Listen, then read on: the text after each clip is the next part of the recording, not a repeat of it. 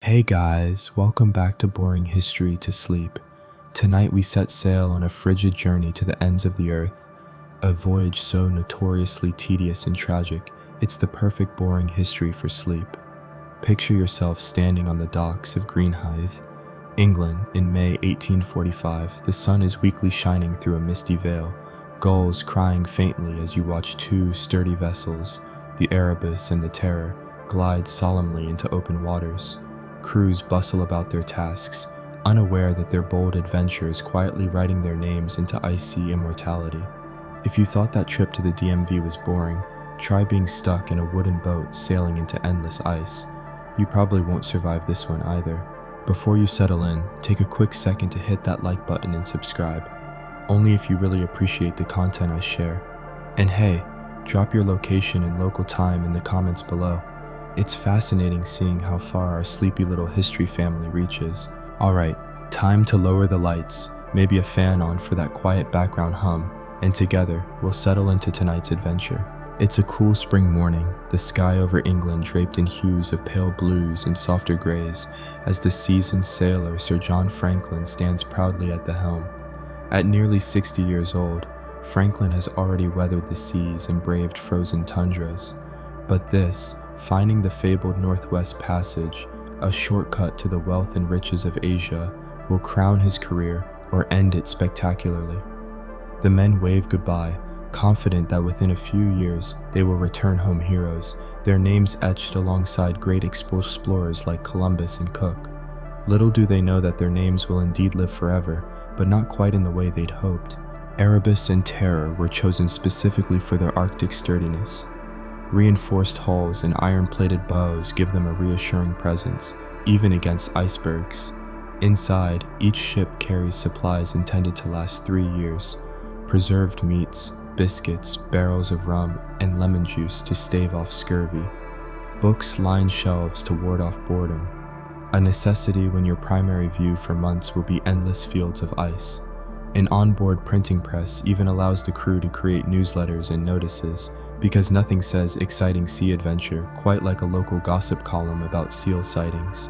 But there are whispers among the sailors, quietly murmured beneath the creak of rigging and flap of canvas sails. Superstitions die hard at sea. Erebus and Terror bear ominous names. Erebus is the Greek darkness of the underworld, and Terror is hardly subtle either.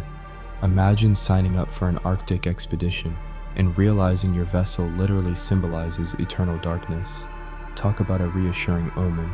Even the weather, though fair at departure, seems uncertain as England's coastline slips away. Still, the initial days of the journey are filled with hopeful routines.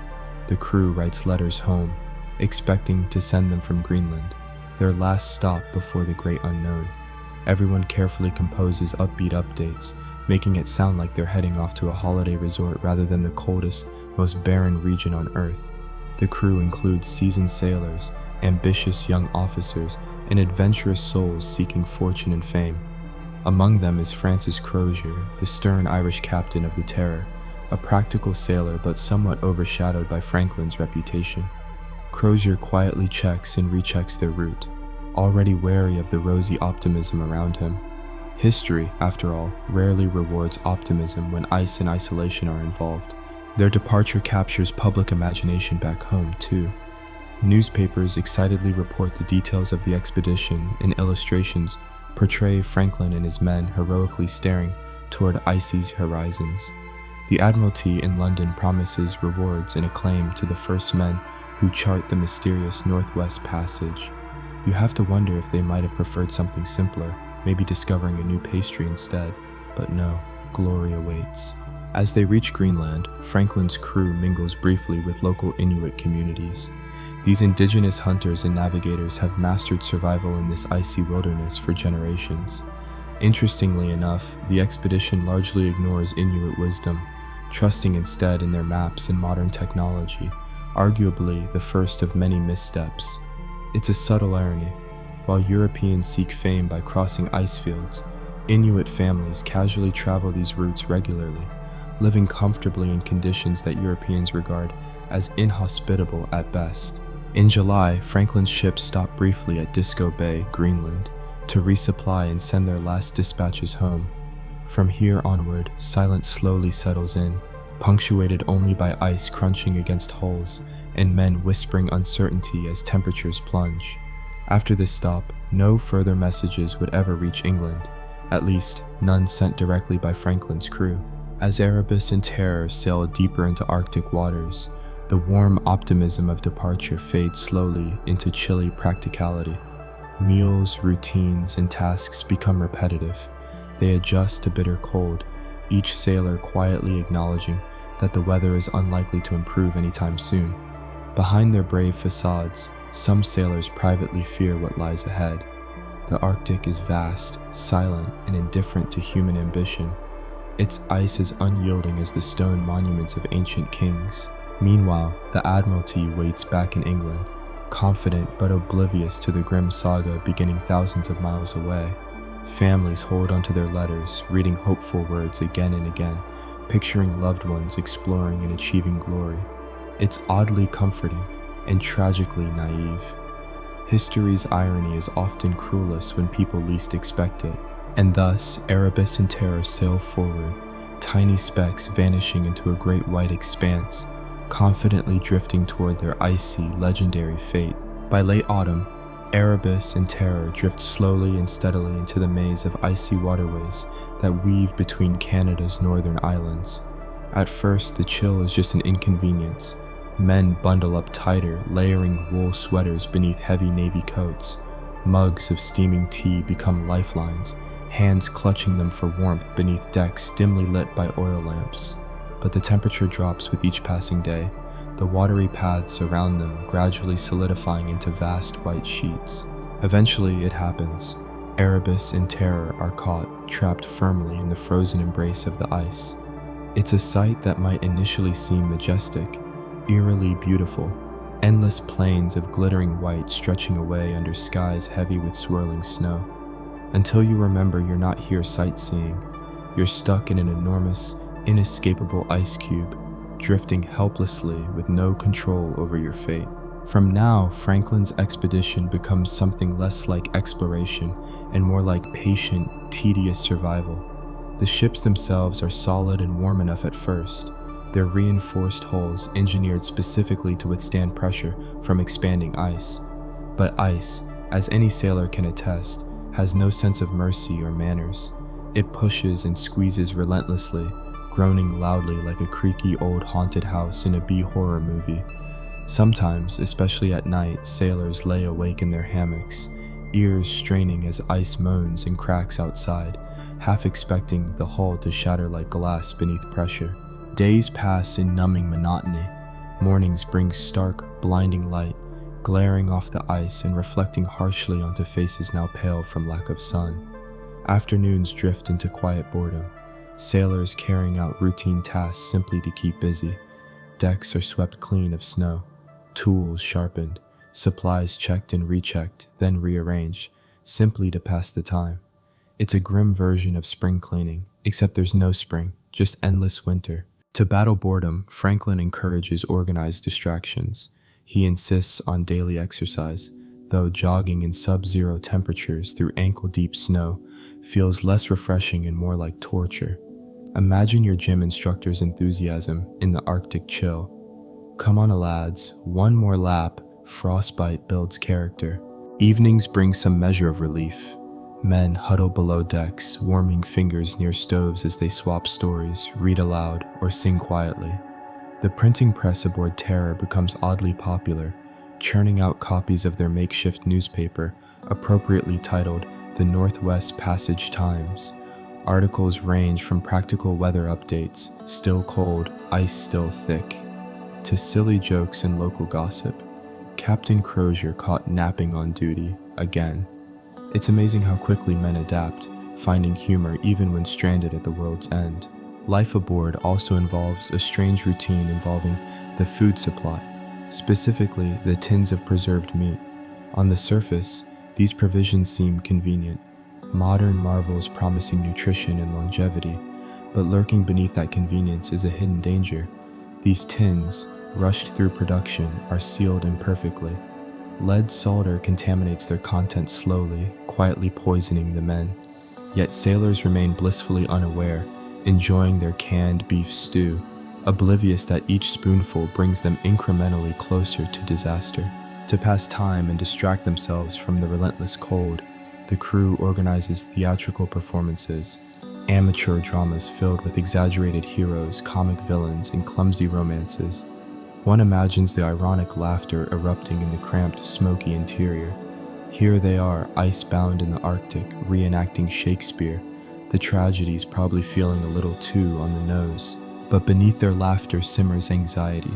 Men glance nervously at dwindling supplies and murmur privately about their uncertain future. Each passing day brings fewer options. The ice does not relent, squeezing tighter with the changing tides. In late November, the sun slips below the horizon, leaving perpetual twilight.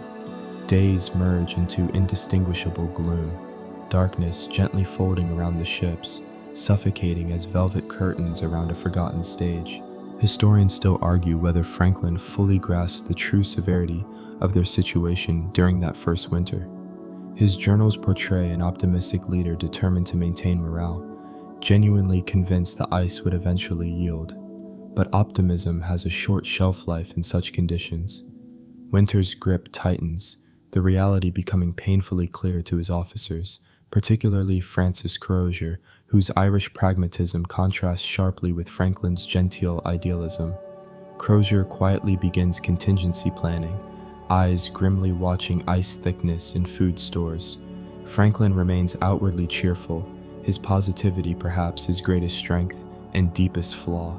One quirky tidbit stands out in this dreary picture. To combat scurvy, sailors dutifully drink lemon juice, believing it essential for survival. Ironically, the lengthy storage degrades vitamin C, rendering the juice essentially useless.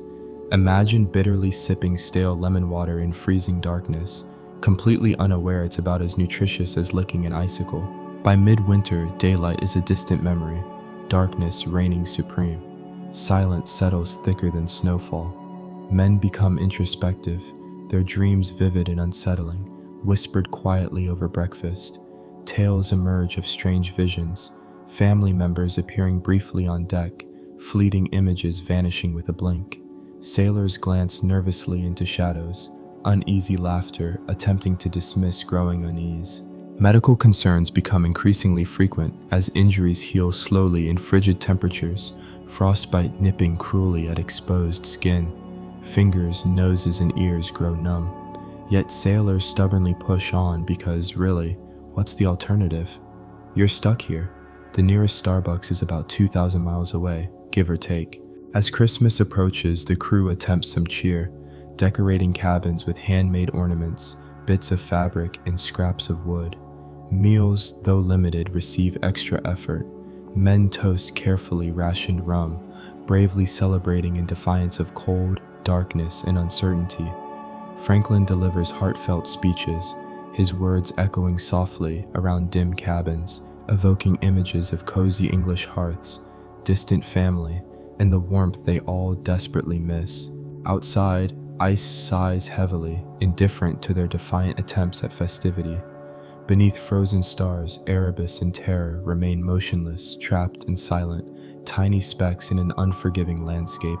Months stretch onward into a timeless haze of cold darkness. For now, the crew holds together, bound by camaraderie and quiet bravery, unaware that their greatest trials and tragedies still wait silently in the icy gloom ahead. Routine aboard Erebus and Terror gradually becomes hypnotic, each day identical to the one before, blending together in a haze of perpetual twilight. Days bleed seamlessly into nights, and time loses its comforting shape. The outside world seems impossibly distant. Letters written home grow shorter and less frequent, eventually stopping altogether, stacked away unsent, because who exactly is dropping by to pick up your mail in the middle of an Arctic wasteland? Life settles into a quiet cycle of repetitive tasks, each sailor becoming a cog in a tedious machine. Every morning begins with stiff boots crunching over icy decks as the crew performs maintenance checks, despite the ice binding them firmly in place.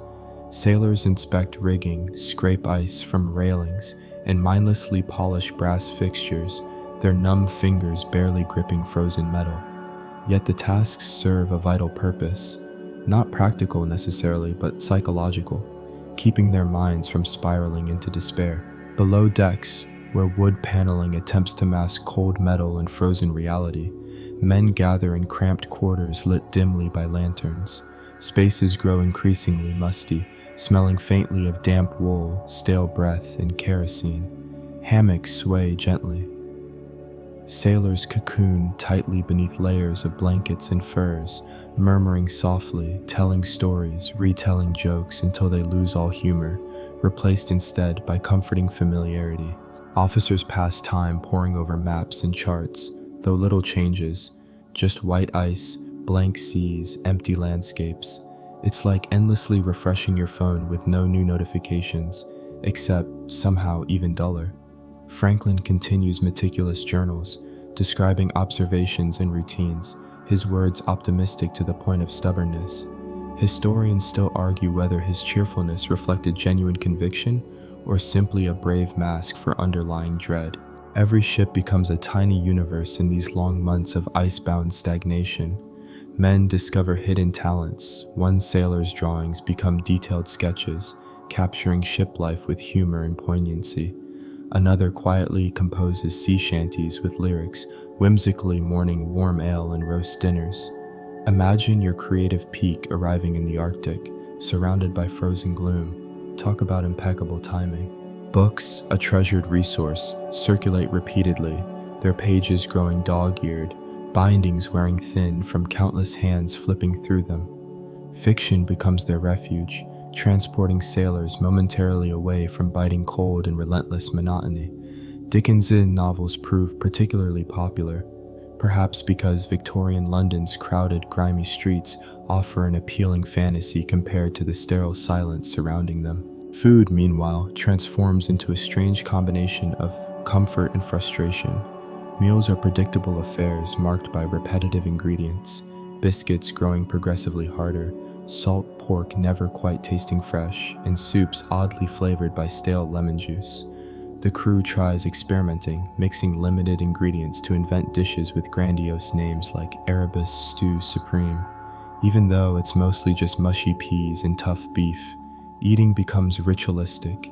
Each spoonful consumed slowly, not just for nourishment, but for distraction from their dreary reality.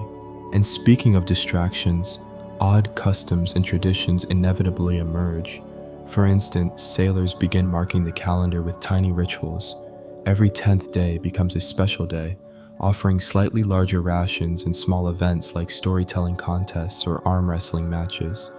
It's a quirky adaptation to monotony, something historians still argue whether these practices genuinely boosted morale or simply provided brief illusions of normalcy amid endless boredom. Superstition thrives quietly below decks. Sailors share whispered stories about previous Arctic voyages gone awry, speculating about ghostly apparitions roaming icy decks at night. Remember, when you're trapped indefinitely in a frozen wasteland, even mundane creaks and groans seem haunted. Small protective charms, bits of rope knotted into complex patterns, appear tucked discreetly around bunks and hammocks. Nobody openly admits belief in such things, yet nobody removes these charms either. Health inevitably declines slowly but noticeably. Scurvy symptoms quietly begin appearing despite their hopeful lemon juice rations, gums bleeding lightly, fatigue creeping subtly into bones. Medical officers monitor closely, but have few real solutions. Injuries linger longer, even minor scrapes and bruises heal slowly, reminding the men of their vulnerability. Doctors on board make frequent inspections, urging movement and moderate exercise, though enthusiasm fades quickly when temperatures plummet to ridiculous lows. Imagine the doctor cheerily prescribing jogging in minus 30-degree weather. Just a brisk stroll, lads, good for the heart. Yeah, no thanks.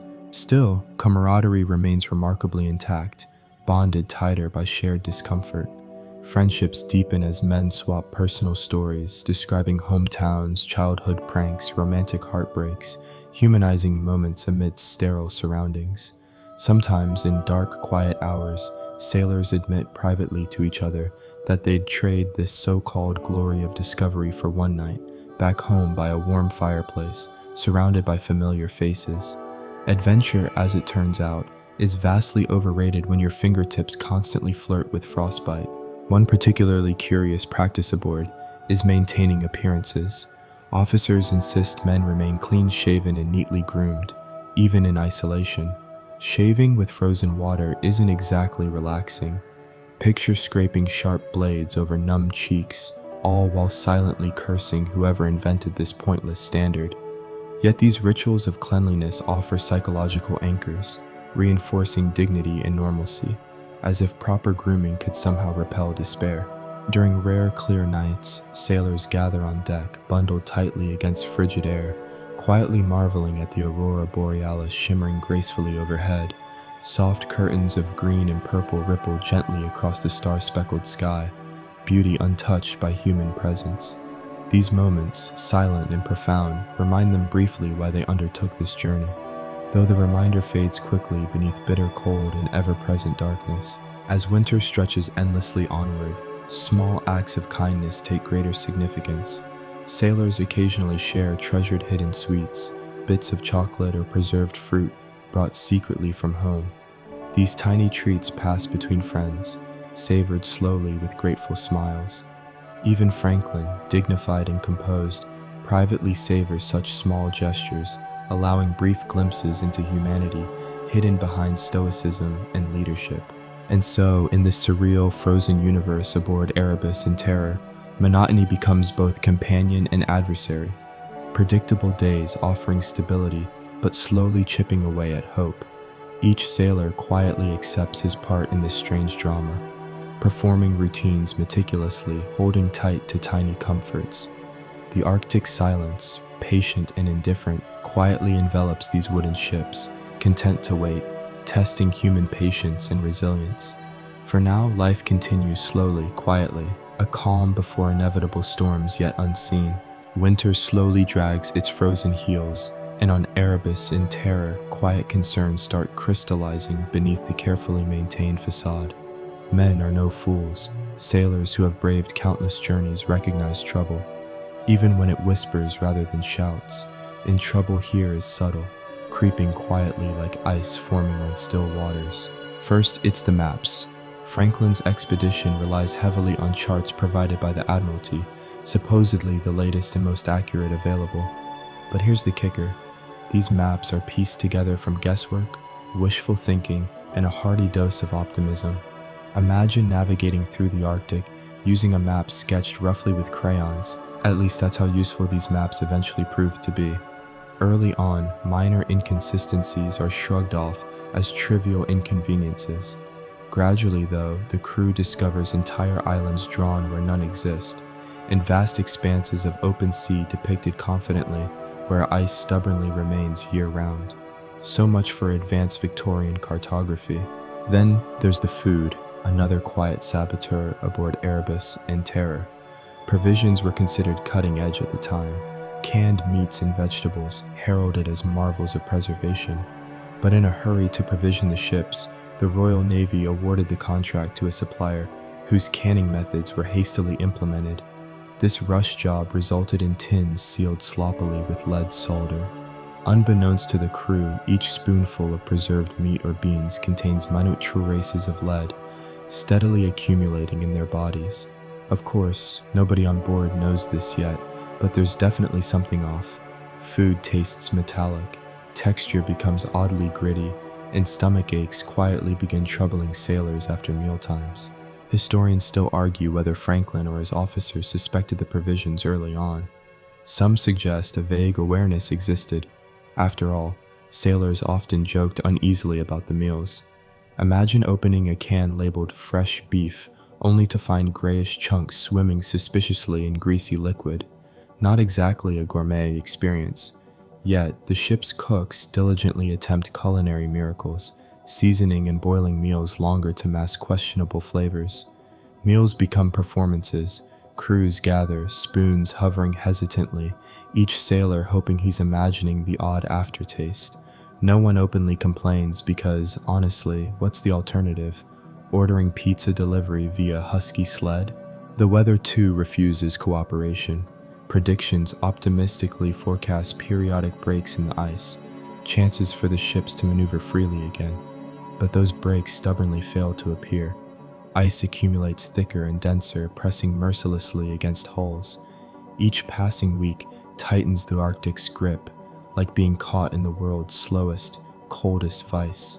The crew's spirits slowly fray under constant strain. Officers maintain strict discipline, aware that morale is dangerously fragile. Daily exercise continues, though enthusiasm wanes dramatically. Gone is the initial eagerness to participate. Now it's just grim obligation. Franklin himself remains outwardly optimistic, his cheerful demeanor steadfast. Behind closed doors, though, his officers quietly share worried glances, murmuring concerns about dwindling food and uncertain future plans.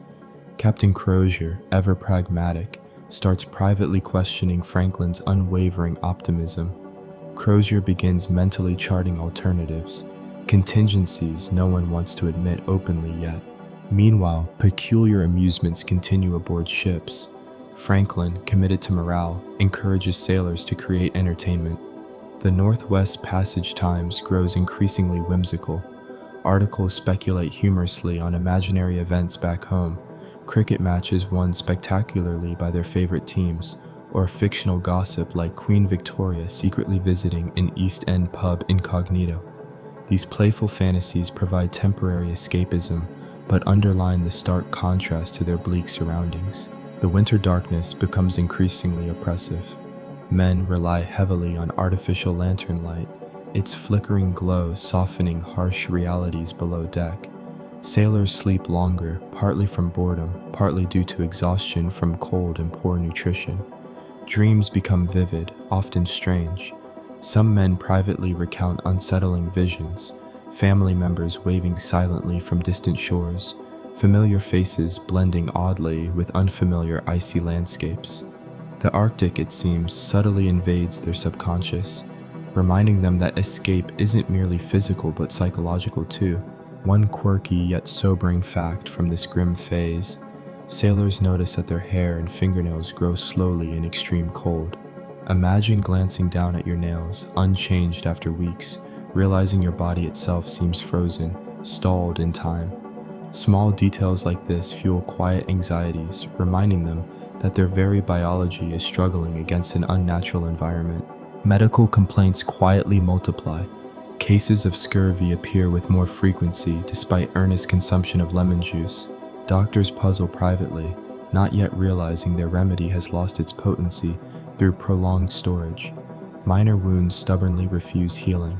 Fingers remain numb, and general fatigue slowly drags everyone down. The crew's vitality gradually diminishes, bodies growing sluggish and minds fogged by lead poisoning, though nobody can yet pinpoint the cause. Even as these troubles simmer, the expedition tries maintaining its proud facade. Officers encourage regular grooming, neat uniforms, and disciplined routines. Cleanliness becomes both comfort and defiance, shaving icy whiskers and polishing boots despite nobody beyond their ships ever seeing these efforts. It's like dressing up impeccably for a Zoom call nobody attends, a surreal but necessary act to preserve dignity. Franklin himself sets the strongest example, diligently keeping meticulous journals filled with hopeful optimism and detailed observations. Privately, though, historians suspect his cheerfulness might have been partly strategic, necessary theater to maintain morale.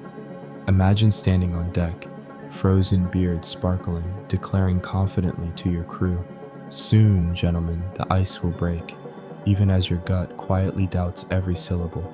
At night, below decks, whispered conversations grow more intense. Sailors discuss survival stories from earlier expeditions, hoping to glean strategies for coping with similar hardships. Yet these tales rarely reassure, more often highlighting failures, men lost, ships crushed by relentless ice. Listening to these stories beneath creaking timbers and groaning ice isn't exactly comforting bedtime fare. Still, Erebus and Terror hold steady, sturdy, defiant, frozen into Arctic stillness. The crew, enduring quiet uncertainties, continues to perform their daily routines, persistently fighting boredom and subtle despair. Nobody yet realizes the cumulative effects of faulty maps, contaminated food, misleading optimism, and brutal weather. Each quiet miscalculation, each innocent oversight accumulates slowly beneath the surface, patiently shaping disaster. And so the ships drift silently through the winter darkness, locked in place.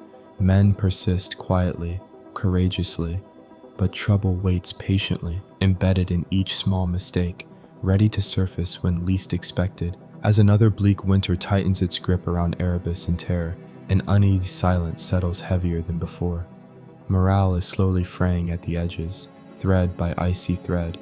The sailors have grown accustomed to monotony, but beneath the tedium simmers an undercurrent of growing tension.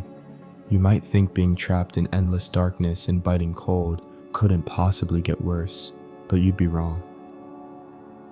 But Franklin himself, ever the stoic figurehead, continues projecting optimism, his confidence a steady beacon amid encroaching despair. But cracks are quietly appearing in his once unshakable demeanor. He spends more hours poring over charts, lips pursed in thought, eyes tracing imaginary routes across non-existent open seas. Officers whisper behind his back, cautiously debating whether their leader genuinely believes in imminent escape, or if he's simply determined not to surrender morale to pessimism. Captain Francis Crozier on Terror is a contrast, grimly realistic, his quiet concern increasingly visible. Crozier meticulously records dwindling supplies and worsening health conditions.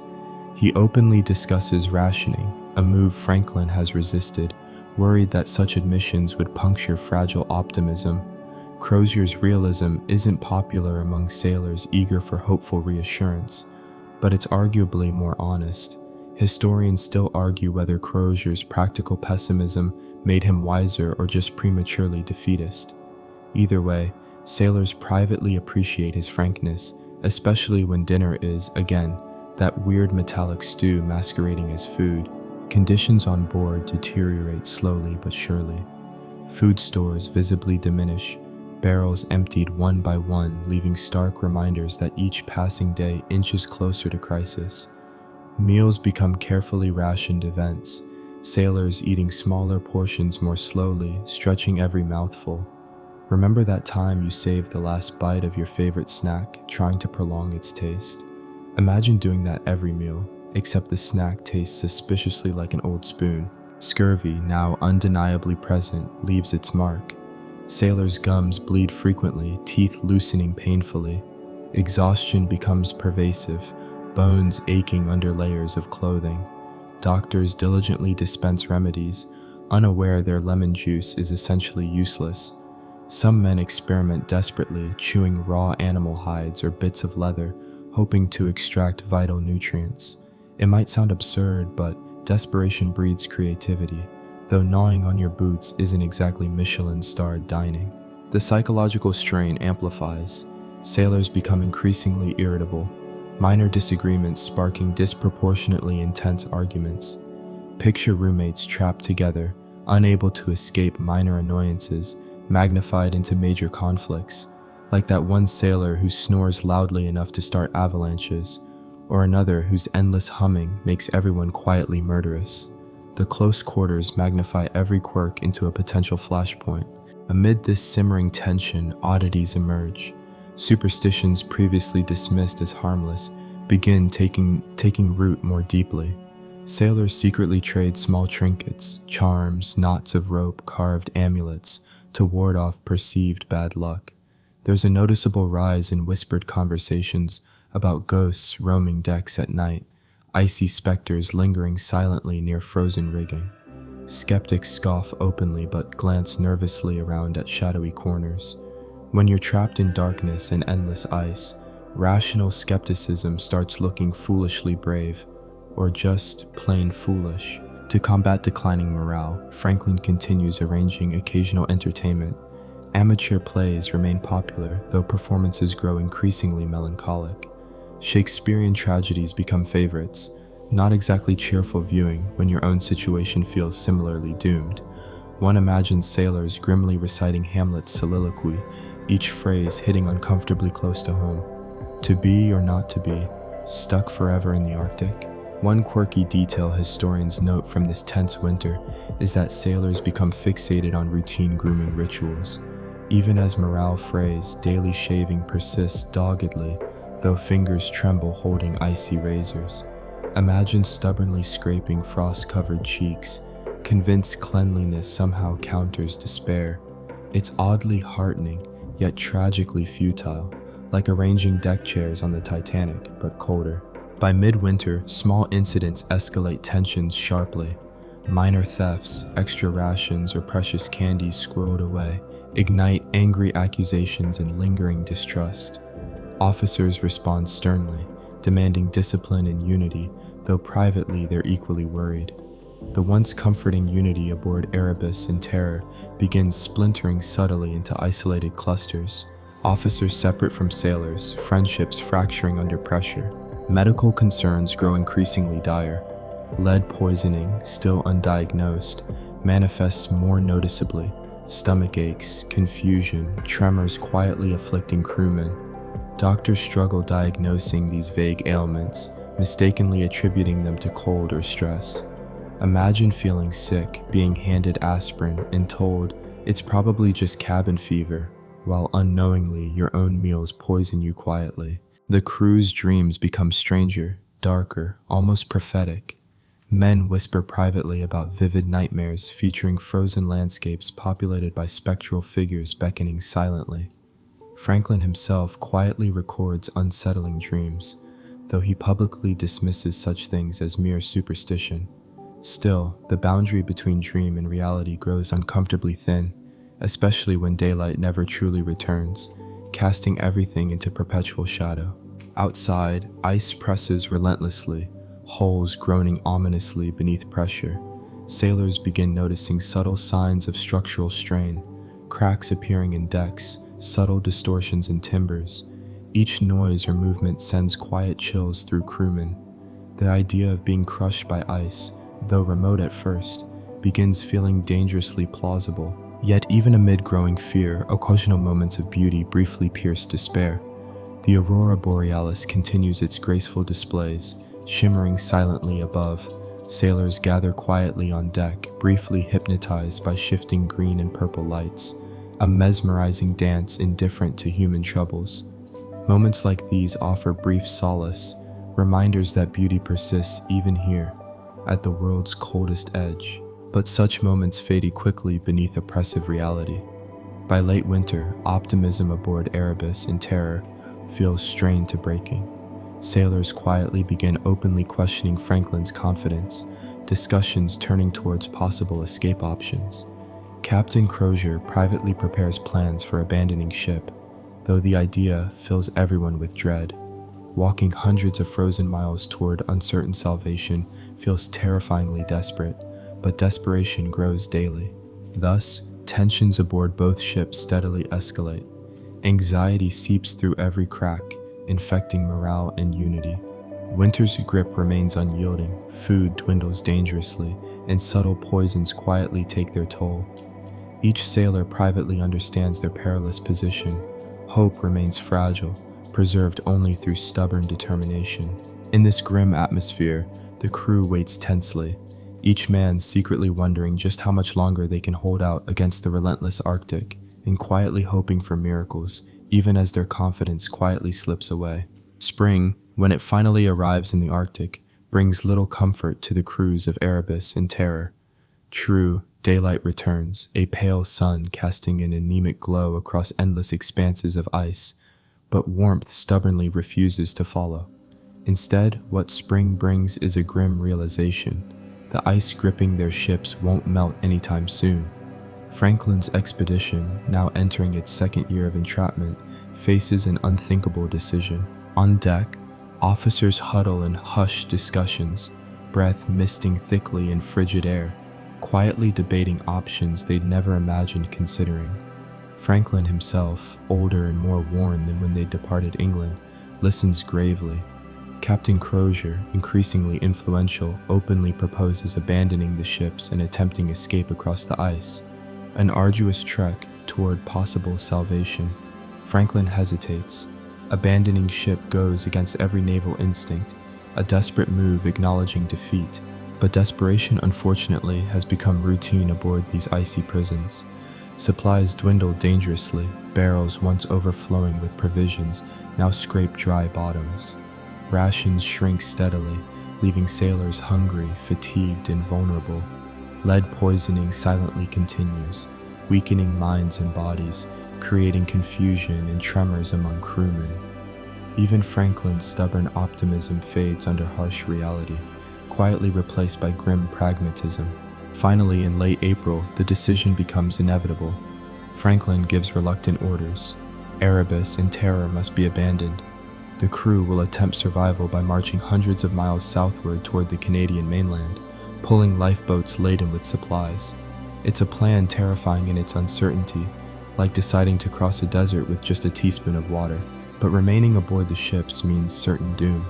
Historians still argue whether Franklin fully accepted that reality or clung stubbornly to hopes of eventual rescue. Preparations for departure begin swiftly. Men strip ships of everything useful, packing lifeboats carefully with essentials: tools, medicines, firearms, tents, and limited food. Imagine trying to pack your entire life into a small boat, while knowing your survival depends entirely on careful selection. Do we really need 5 extra pairs of socks, or more canned mystery meat? Yet the atmosphere aboard during these preparations isn't purely grim. There's also strange relief.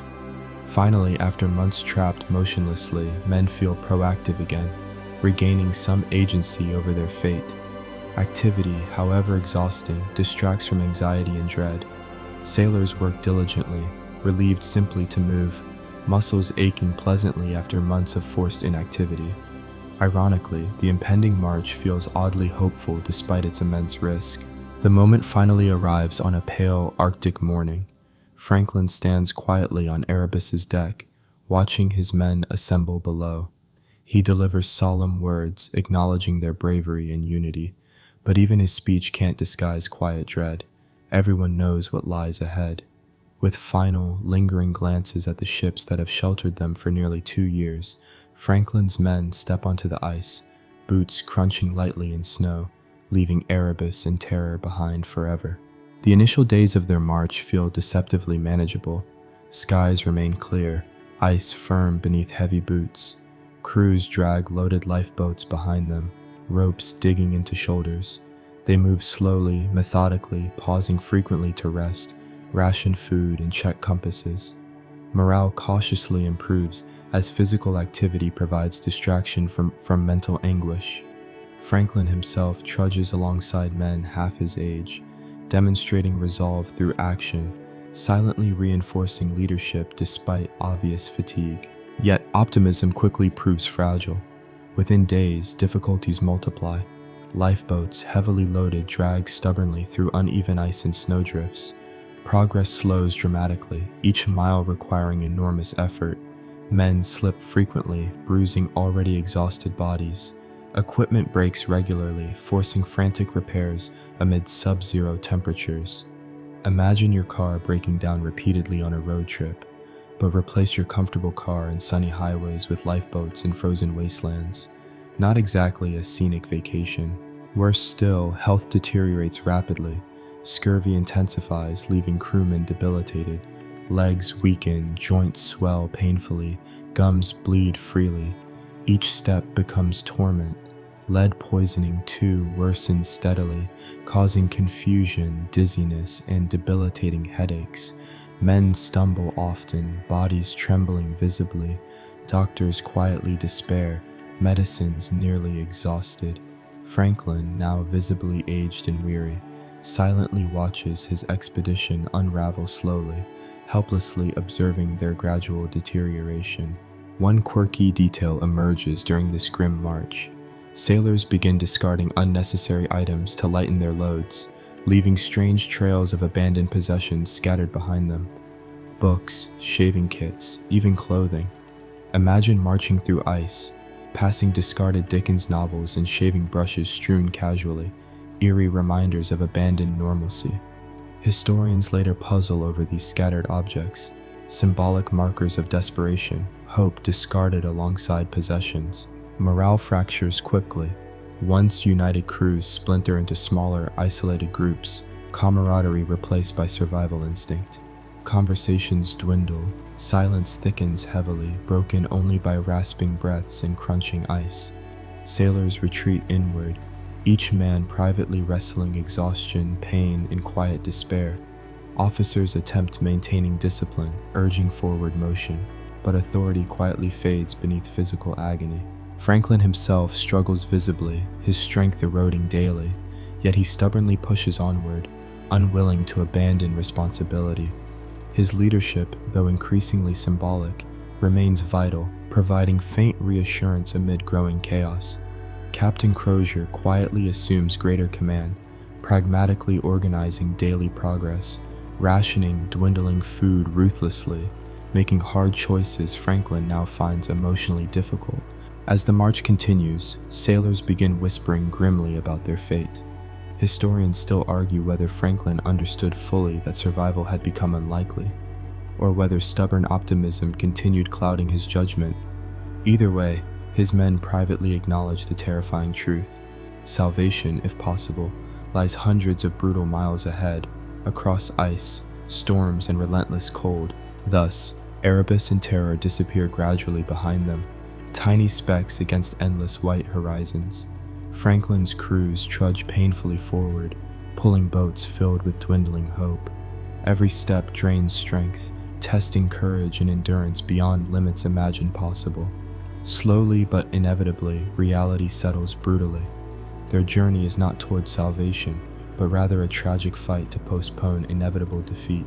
Yet still, they march stubbornly, bravely forward, tiny figures swallowed slowly by Arctic vastness, leaving behind the ships once promising glory, now reduced to silent symbols of lost dreams and relentless ice. As Franklin's men haul their lifeboats over the frozen Arctic, grim realities shift into darker, more desperate territory. The initial hope that walking away from the trapped ships might lead to rescue or survival begins to fray under harsh conditions. The men face brutal cold, hunger gnawing ever deeper, and weakening bodies that betray every step forward. Survival turns from a plan into a fight for mere existence. Amid this desperation, unsettling rumors eventually surface, stories of cannibalism whispered quietly among searchers years later, fueled by grim skeletal remains and disturbing marks on bones found near abandoned campsites. These revelations shock the public imagination and historians alike. Yet historians still argue whether these dark acts truly occurred, or if the evidence has been misinterpreted, exaggerated by sensationalist Victorian-era assumptions. The facts we do know are chilling but stark. Search parties discovered human remains showing signs of butchery and cut marks consistent with tools, implying the grim possibility that some men resorted to cannibalism as starvation clothes is in.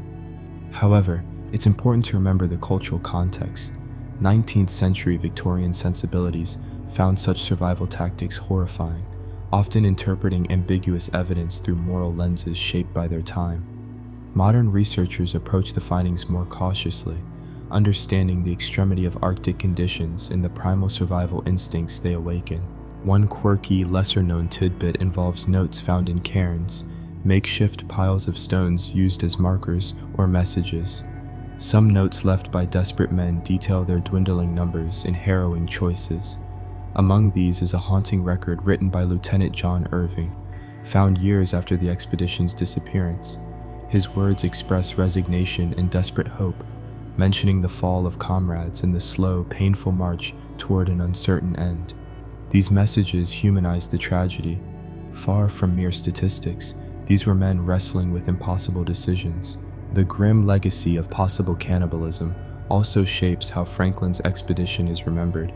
It challenges Victorian ideals of heroism and dignity, confronting society with uncomfortable questions about survival and morality under extreme conditions. It's a reminder that even the most celebrated explorers face raw human limits, and sometimes survival demands actions unthinkable in ordinary life. Despite the darkness, Inuit oral histories provide a different perspective. Indigenous communities recall encounters with some survivors or remnants of the expedition. These stories often depict desperate men weakened by hunger and cold, sometimes receiving assistance or trading with Inuit hunters. Such accounts offer a glimpse of humanity amidst despair and highlight the crucial yet overlooked role indigenous knowledge might have played in survival strategies. The rumors and fragments of truth surrounding cannibalism overshadow other vital facts. Many men died of scurvy, lead poisoning, exhaustion, and exposure. Bodies buried in shallow graves tell silent stories of endurance and loss. Every skeletal remain found is a testament to the staggering human cost of the expedition's failure. Yet, despite the grim evidence, it's essential to approach the subject with empathy and historical nuance. These men embarked on their journey with courage and hope, facing unimaginable adversity. The possibility that some resorted to cannibalism underscores the extremity of their plight, not moral failing.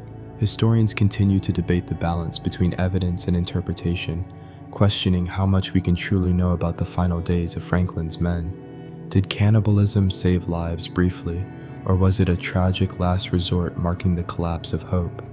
The answers remain shrouded in Arctic silence. In the end, this grim chapter serves as a sobering reminder of the fragility of human life in extreme environments. The fate of Franklin's men transcends adventure tales, delving into profound questions about survival, humanity, and the costs of exploration. While European accounts focus on loss and despair, Inuit oral histories offer a vital, often overlooked perspective on the Franklin expedition's final days. For centuries, Inuit communities have passed down stories of strange, pale men wandering the Arctic tundra, exhausted, desperate, sometimes aided, sometimes succumbing to the relentless cold. These narratives, rich with detail, help fill in gaps left by the official records and skeletal remains. Inuit hunters of the mid-19th century were unmatched experts in survival. Their intimate knowledge of the land, ice, and seasons allowed them to live comfortably where Europeans struggled. They hunted seals and caribou, crafted efficient clothing from animal skins, and navigated shifting ice with skill born of generations. When Franklin's men arrived, unfamiliar with this environment, their fates often intersected with Inuit communities. Several Inuit accounts describe encounters with small groups of survivors, weak and starving, attempting to mimic native survival techniques. Some sailors were reportedly seen wearing traditional fur clothing or trying to use sleds for travel, adaptations likely taught or inspired by Inuit neighbors. These interactions, while limited and often brief, suggest moments of exchange, food, knowledge, even compassion. It's a quiet testament to human resilience and the potential for cross-cultural aid amid desperation. A fascinating fringe detail involves artifacts recovered in the Arctic, European tools and clothing found far from the ships, in locations known to be Inuit travel routes. Some Inuit families have passed down heirlooms believed to have belonged to Franklin's crew. For example, a small silver fork or a brass button might have been traded or found abandoned. These relics connect two cultures in the shared harshness of the Arctic landscape, bridging tragic history and indigenous endurance. However, cultural misunderstandings complicated interactions. Europeans often failed to appreciate Inuit survival methods, dismissing them as primitive or irrelevant to civilized exploration. This ignorance may have hastened the expedition's demise. Modern scholars emphasize the tragedy of this missed opportunity. Had Franklin's men more fully embraced Inuit wisdom, their chances of survival might have improved dramatically. Inuit oral histories also preserve eerie stories of ghost ships and strange figures wandering the ice, spectral echoes of Franklin's doomed expedition. These tales blend observation with mythology, reflecting the profound impact the event left on indigenous communities. It's a reminder that the Arctic, while vast and silent, holds living memory far beyond written records.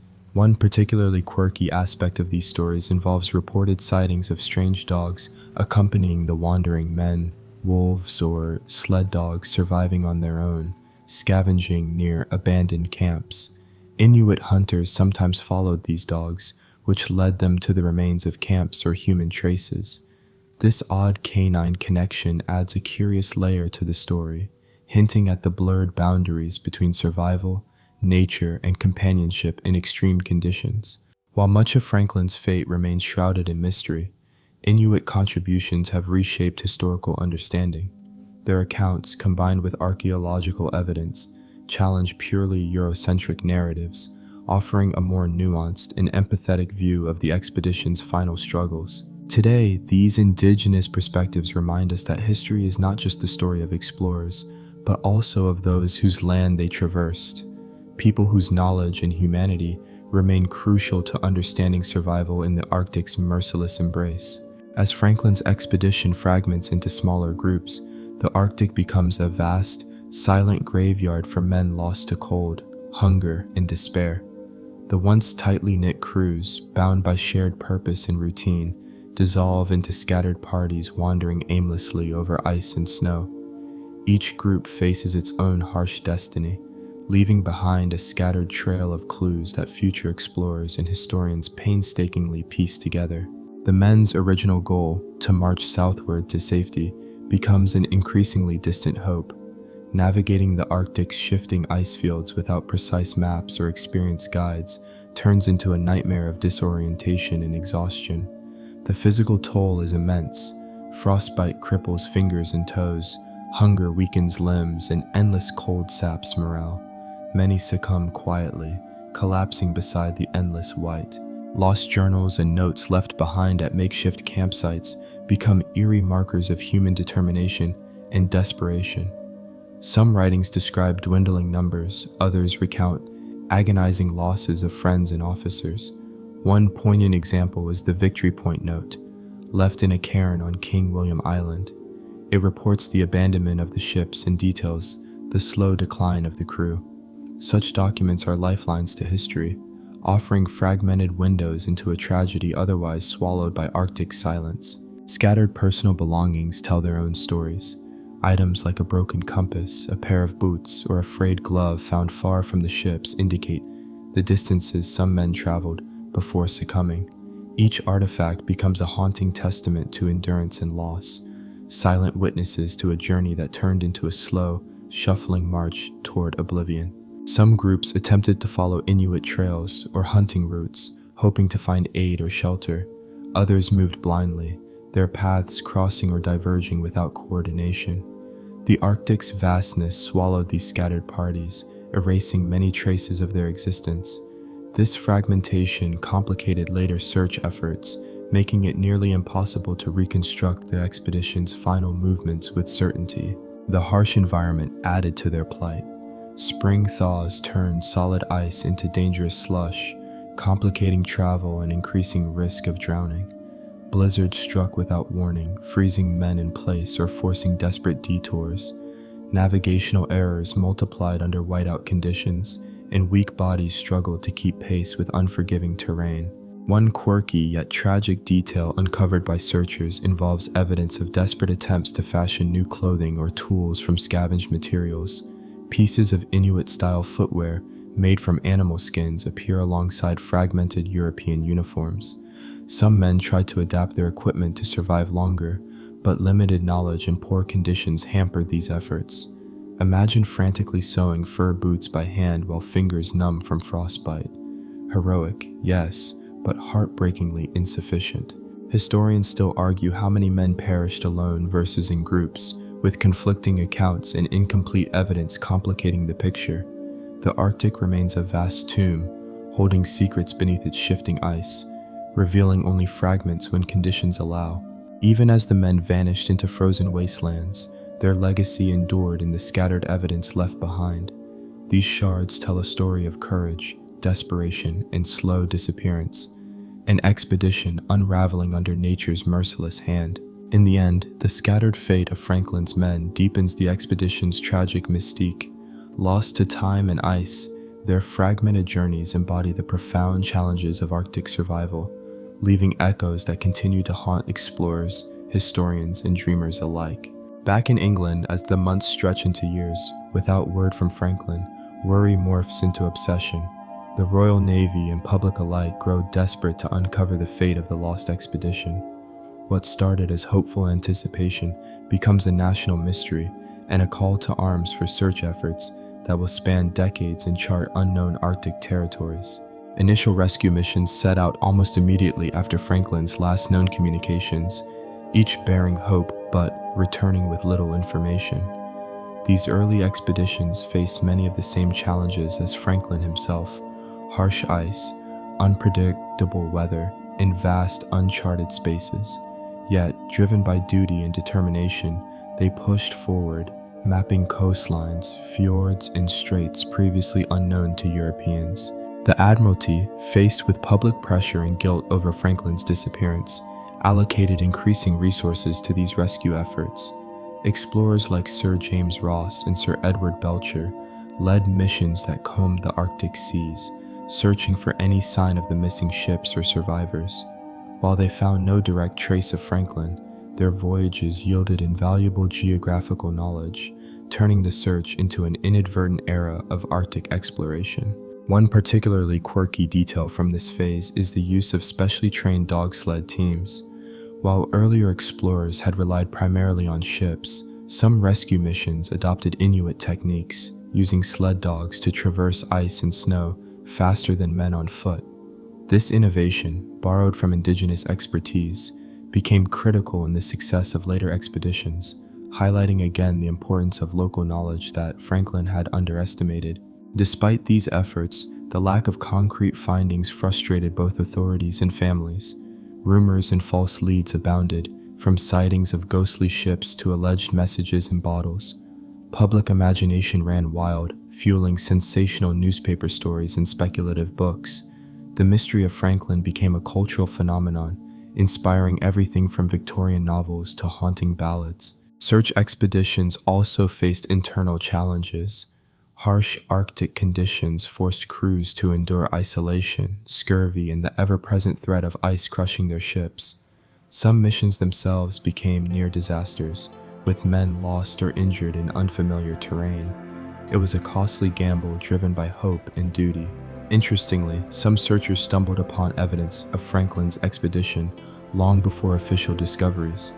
Inuit hunters occasionally brought back artifacts or recounted encounters with European survivors, yet these clues were often dismissed or misunderstood by search teams unfamiliar with indigenous languages and customs. This gap in communication delayed meaningful breakthroughs for years. Historians still argue whether the Admiralty's insistence on formal, naval-led search missions slowed cooperation with Inuit communities. The British expedition's initial reluctance to embrace local guidance arguably hindered the efficiency and success of the searches. It's a recurring theme, cultural misunderstandings shaping the course of Arctic history. Gradually, though, the relentless pursuit of answers transformed Arctic cartography. Each voyage mapped new territories, cataloged flora and fauna, and expanded scientific knowledge. The Lost Franklin expedition became a catalyst for exploration that reshaped European understanding of the polar north. Though no survivors were found, these missions laid the groundwork for future Arctic navigation and research. They charted routes that would later assist explorers and researchers, opening a chapter of discovery born from tragedy. In this way, the search for Franklin transcended its original rescue purpose, becoming a driver of human curiosity and endurance against nature's extremes. The mystery fueled exploration, weaving Franklin's fate into the broader story of mankind's quest to understand and survive the harshest places on Earth. Years after Franklin vanished, fragments of his expedition began to surface, silent whispers from the Arctic ice that slowly pieced together the tragic story. Graves discovered on desolate shorelines, scattered personal belongings, and hastily written notes left in stone cairns started to emerge as clues that would captivate explorers and historians alike. One of the most significant discoveries was the Victory Point note, found in a cairn on King William Island. This fragile piece of paper, left behind by Lieutenant Graham Gore and later signed by Captain Fitzjames, reported the abandonment of the ships and documented the grim fate of many crew members. The note carefully detailed their decision to leave Erebus in terror, acknowledging that Franklin had died months earlier, and revealed the heartbreaking reality that only a portion of the crew remained alive, trudging into the Arctic wilderness. It was the first official account of the expedition's demise, offering a glimpse into their last days. Alongside written records, Graves marked by wooden crosses and cairns told poignant stories of men who succumbed to the unforgiving Arctic conditions. Skeletons uncovered bore evidence of harsh weather, malnutrition, and possibly scavenging animals. These graves transformed the frozen landscape into a somber memorial, silent reminders of courage and loss. Artifacts scattered across ice and tundra became physical testimonies of survival attempts and hardship. Broken compasses, rusted firearms, worn boots, and fragments of clothing found miles from the ship suggested the desperate journeys of small parties trying to navigate toward safety. One intriguing find was a set of metal shoes, possibly an attempt to replace or protect frostbitten feet. Such relics invite us to imagine the human stories behind them. Men adapting, improvising, and fighting to survive against overwhelming odds. The discovery of personal effects like diaries, utensils, and even a makeshift musical instrument gave a rare glimpse into daily life amid crisis. These items humanized the crew, revealing their resilience, hopes, and fears. The presence of letters and notebooks showed that, even in extremis, these men clung to their identities and connections to the world left behind. Remarkably, these discoveries were often made by later search expeditions and indigenous peoples, bridging cultures and generations. Inuit hunters played a crucial role, guiding explorers to significant sites and sharing invaluable knowledge about the harsh terrain. Their involvement underscores the importance of indigenous expertise in unraveling the expedition's mysteries. One quirky yet poignant detail lies in the remains of campfires found near some sites, with charred remnants of whale bones or seal blubber, indicating efforts to create warmth and perhaps moments of fleeting comfort. These small hearths highlight the human instinct for warmth and community, even in the bleakest settings. However, many mysteries remained. Some artifacts puzzled experts, and key questions about the crew's exact routes, decisions, and final moments stayed unanswered. The frozen landscape, though revealing, kept many secrets locked beneath its surface, challenging explorers for generations. These findings transformed the Franklin expedition from a lost tale into an unfolding archaeological and historical puzzle.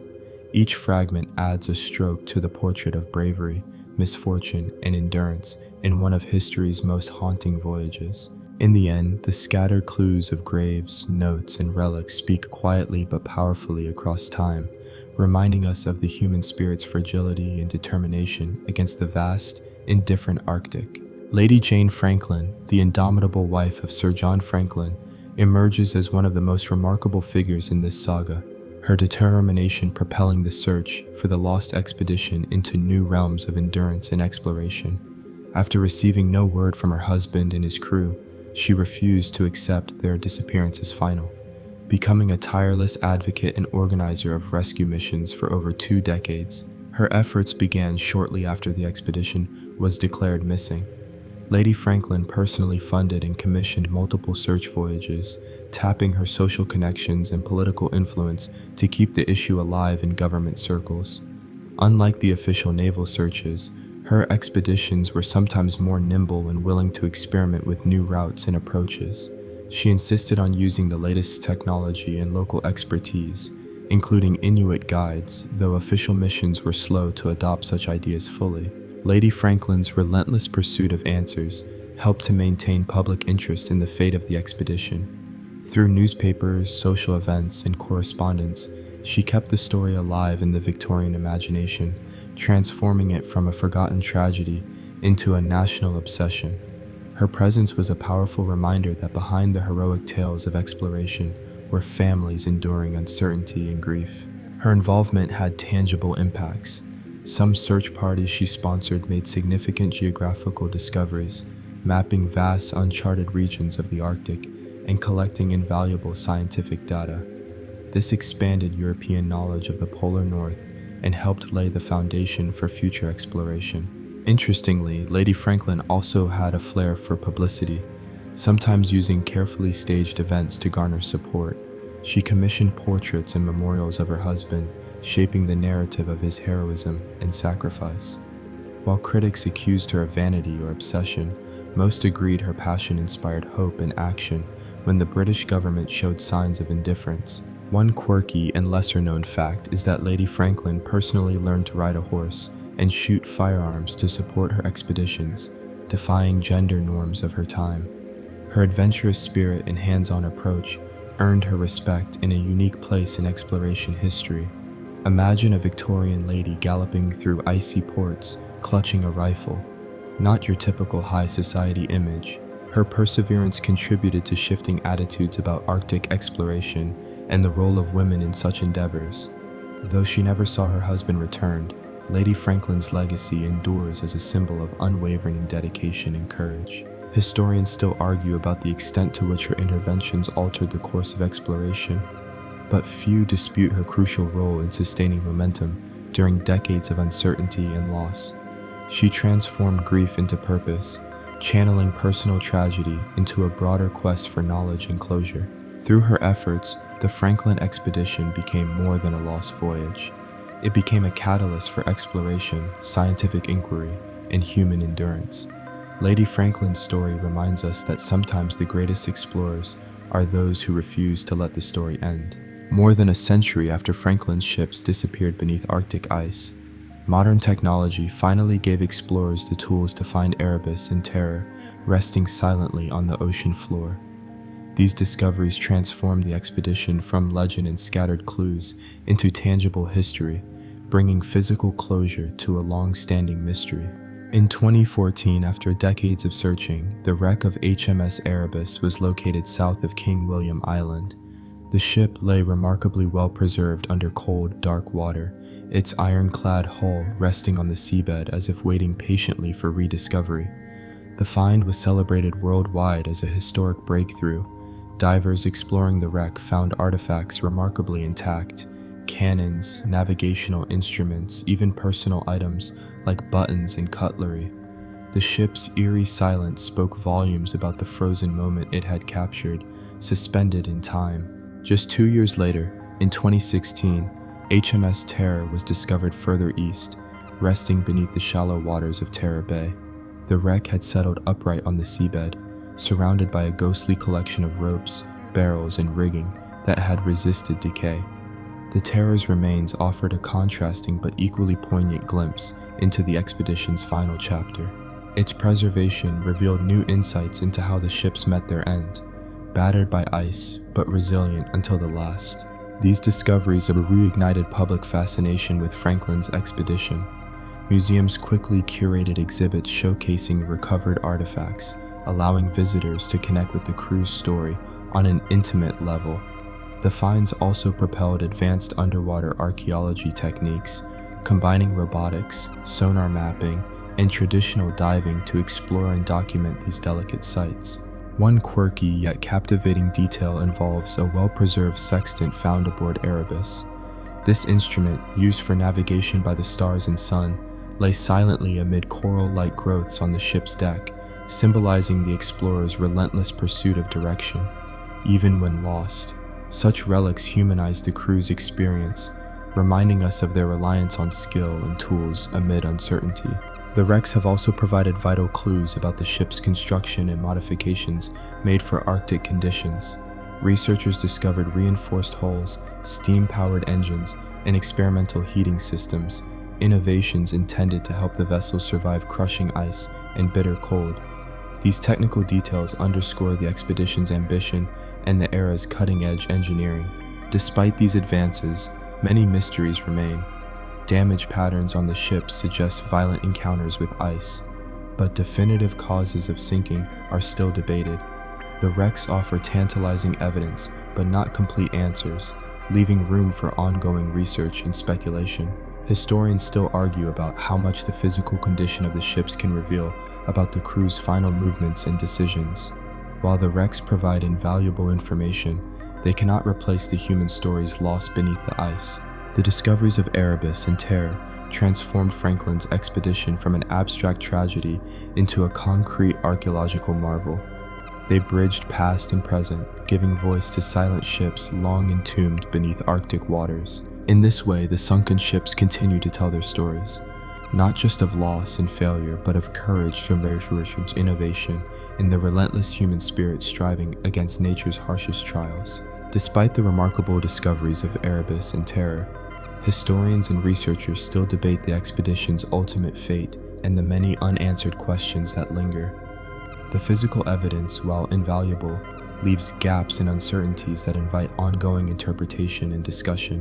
One open scholarly debate revolves around the precise sequence of events after the ships were abandoned. Some argue that the crews lingered near the wrecks for months, attempting to survive on the limited resources salvaged. Others suggest an immediate desperate march southward. The scattered artifacts in camp remain support both views, leaving the timeline frustratingly incomplete. Another contentious topic is the extent to which lead poisoning contributed to the crew's physical and mental decline. While evidence of lead contamination is clear, some scholars question whether it was the decisive factor or simply one of several compounding ailments including scurvy, tuberculosis, and starvation. The overlapping symptoms make isolating causes challenging, leading to passionate debate over the true role of toxic food supplies. Additionally, the relationship between European sailors and Inuit populations continues to be reassessed. Recent research emphasizes the missed opportunities for cultural exchange and survival strategies. Historians argue whether Franklin's rigid adherence to British naval tradition hindered effective collaboration with indigenous peoples who knew the Arctic intimately. This debate has broader implications for how colonial expeditions are understood in historical context. A quirky but telling detail arises from forensic examinations. Some skeletal remains show healed injuries, suggesting that despite the dire conditions, there were moments of care and medical attention among the crew. This nuanced evidence challenges simplistic narratives of chaos and abandonment, revealing acts of compassion and solidarity even amid collapse. Technological advances have fueled renewed investigations. DNA analysis, ground-penetrating radar, and underwater robotics continue to reveal new clues. However, the Arctic's shifting environment sometimes obscures or destroys evidence, ensuring that some mysteries may remain forever unsolved. Public fascination with Franklin's expedition remains strong, fueled by novels, films, and documentaries that explore its blend of adventure, mystery, and human drama. The story continues to inspire reflection on exploration's costs and the limits of human endurance. Historians still argue whether the expedition's legacy should be framed primarily as a heroic endeavor or a cautionary tale of hubris and miscalculation. Both interpretations hold weight, reflecting the complex reality of exploration, where bravery and tragedy are inseparable. In this ongoing dialogue, Franklin's expedition serves as a powerful symbol, a mirror reflecting the ambitions, fears, and resilience of humanity confronting nature's extremes. Its legacy invites us to ponder how much we truly understand about survival, courage, and the fragile line between life and death in unforgiving environments. Though answers remain elusive, the continuing study of Franklin's fate enriches our appreciation of history as a living, evolving narrative shaped by discovery, debate, and enduring curiosity. The legacy of Franklin's doomed expedition drifts quietly across time like the slow-moving Arctic ice that sealed its fate. Over the decades, this story has become more than a historical event. It has transformed into a cultural symbol, resonating with themes of bravery, mystery, and human vulnerability. From Victorian-era poems mourning lost heroes to modern novels exploring psychological depths, Franklin's journey inspires artists and writers who find in it endless material for reflection. The stark contrast between the men's grand ambitions and the brutal reality of their demise captures the imagination, a haunting reminder that nature holds ultimate authority. The expedition's tragedy also serves as a cautionary tale about the limits of technology and imperial hubris. Despite their ironclad ships, canned provisions, and scientific instruments, Franklin's men could not conquer the Arctic's unforgiving landscape. Their story underscores that bravery alone does not guarantee survival. Knowledge, adaptation, and respect for local wisdom are equally vital. In recent years, indigenous voices have gained prominence in retelling the Franklin saga, enriching the narrative with perspectives long overlooked. Inuit stories, once dismissed, are now recognized as critical to understanding the expedition's final chapters. This shift broadens the story beyond European exploration, highlighting the interconnectedness of cultures and histories in the Arctic. One quirky but poignant legacy involves the phrase Franklin's curse, used informally among explorers to describe the unpredictable dangers of polar travel. This expression, part legend and part warning, reflects how deeply the expedition's fate has embedded itself in Arctic lore. The rediscovery of Erebus and Terror rekindled global interest, transforming forgotten wrecks into underwater time capsules. Museums exhibit recovered artifacts, sparking empathy and fascination. Visitors often comment on the eerie intimacy of personal items, buttons, tools, a single glove, tangible connections to men frozen in time. Today, Franklin's expedition remains a magnet for scientific research, archaeological exploration, and historical debate. Each new discovery reshapes understanding, reminding us that history is never static, but a living dialogue between past and present. As we drift toward the end of this story, it's comforting to remember that despite the tragedy, Franklin's voyage opened pathways, literal and figurative, into the Arctic, inspiring generations to explore, learn, and respect the wild unknown. In the quiet vastness of the North, the echoes of Erebus and Terror linger like distant whispers on the wind, soft reminders of courage and the mysteries that still await beneath ice and snow. May the tale of Franklin's expedition gently lull you toward peaceful dreams, wrapped in the quiet strength of human perseverance amid the coldest silence. Good night. Boring history to sleep. Does the Loch Ness Monster actually exist? Hey guys, welcome back to Boring History to Sleep. Tonight we unravel the fog-shrouded mystery of the Loch Ness Monster. Does it actually exist, or is this a centuries-old game of underwater hide-and-seek with our imaginations? You can almost feel the chill in the air, mist slowly curling above the inky water, blending moonlight with midnight. A single ripple disturbs the calm, refusing to say whether it's a lazy fish or something much stranger. That's the promise of Boring History for Sleep. Tales so slowly tangled, even the monsters might doze off from the sheer monotony. And trust me, you probably won't survive this episode without at least 3 involuntary yawns. If you're looking for the most eventful night's rest, this is most certainly not it. Before you settle in, take a quick second to hit that like button and subscribe. Only if you really appreciate the content I share. Drop your location and local time in the comments, because there's nothing like hearing, "It's 1:47 a.m. in Boise and my cat is already snoring." Alright, time to lower the lights, maybe a fan on for that quiet background hum, and together we'll settle into tonight's adventure. It all begins with the loch itself. Loch Ness, a deep, cold, mysterious furrow, stretching for 23 frigid miles through the rolling Scottish Highlands. The banks are draped with drizzly trees, soggy ferns, and moss so thick even sheep step lightly to keep from sinking. These slopes know the language of silence. Wind skims past, squirrels mutter about the price of acorns, and the occasional sheep gazes out into the water as if waiting for the next legend to surface. There's a gentle drizzle, the kind that makes your eyelids droop and your socks perpetually damp. Amid this quiet, mist sways and hovers atop the loch, distorting everything underneath. The surface ripples, but not from hurry. The water moves with the confidence of something that's been dreaming unbothered for millennia. Bubbles rise and vanish without a trace, as if hatching secret plots. Every so often, a branch slaps the water and adds its own suspicious splash, a favorite trickster's move for anyone hoping to spark a monster rumor. Modern boats sometimes idle here, their metal hulls shivering against ancient stones, but the entire loch seems built to make secrets.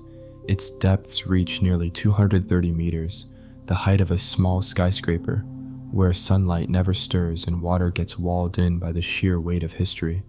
Scientists have calculated there's more water in Loch Ness than in all the lakes and rivers of England and Wales combined. This means, remarkably, that if you dropped your car keys in at one end, they might reappear in a century, or never at all, hidden between glacial stones, ancient kelp, and the occasional stray sock from a 1957 fisherman. Everyone here, from the oldest locals to the youngest tourists in neon rain jackets, shares a secret hope that Nessie is real. Even the bus drivers have opinions, and you'll hear them narrated in both English and a very thick, very proud Highland dialect that could lull anyone straight into sleep. Meanwhile, by midnight, Loch Ness transforms into something else entirely. The shadows work harder, the moonline slips across the water, and every sound is slightly stranger than it ought to be. Maybe you spot a long, dark shape slicing beneath the fog. Maybe you glimpse a pair of lamp-like eyes. Or, probably, you just caught a glimpse of a floating log. Historians still argue whether those logs started the earliest Nessie rumors, or if something genuinely odd lurks beneath. One mainstream historical fact: Loch Ness is one of the most studied lakes in the world, not because it's especially productive or vital, but because, let's face it, humans love a mystery, and no one could resist a monster with a neck like a garden hose. A quirky tidbit: for decades, one local shop owner has sworn that Nessie sends her postcards, signed, "See you soon." Frankly, the handwriting is suspiciously similar to the owner's own. Even if you're skeptical, the stage is set at Loch Ness. Deep waters snuggle secrets, cold breezes soften the sound, and monsters, real or not, float through dream and story alike, patiently waiting for the next ripple, the next flashlight beam, or maybe just for you to fall asleep. Scottish folklore isn't known for being subtle. It's a treasure chest of banshees, brownies, and selkies, and of course, plenty of oddities that pop up at the edge of the campfire's glow. Long before buzzing tourists clogged the lanes near Loch Ness, Highlanders were swapping stories that curled around sleepless nights. Tales of kelpies transitioning from gentle grazing horses to nightmare water beasts, just because you dared to ride them home. Their skin felt tacky, they said, and if you touched one, you'd stick and never be seen again. In this land, water, bog, and beast have always had a shared reputation for trickery. Nessie is far from the first aquatic shapeshifter to ripple through Scottish lore. For centuries, local storytellers spun tales of mysterious water horses in each uiske. That's pronounced Ech Ush Ka, and if you can say that 3 times fast, congratulations, you've earned yourself a pint. These were not creatures to embrace. Instead, our ancestors were warned that trusting the tranquility of highland water could invite something hungry, or at least very slippery, into your otherwise uneventful afternoon.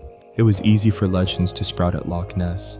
The loch's shoreline is endlessly serpentine, ruffled by winds that whistle through centuries-old castles and crumbling watchtowers.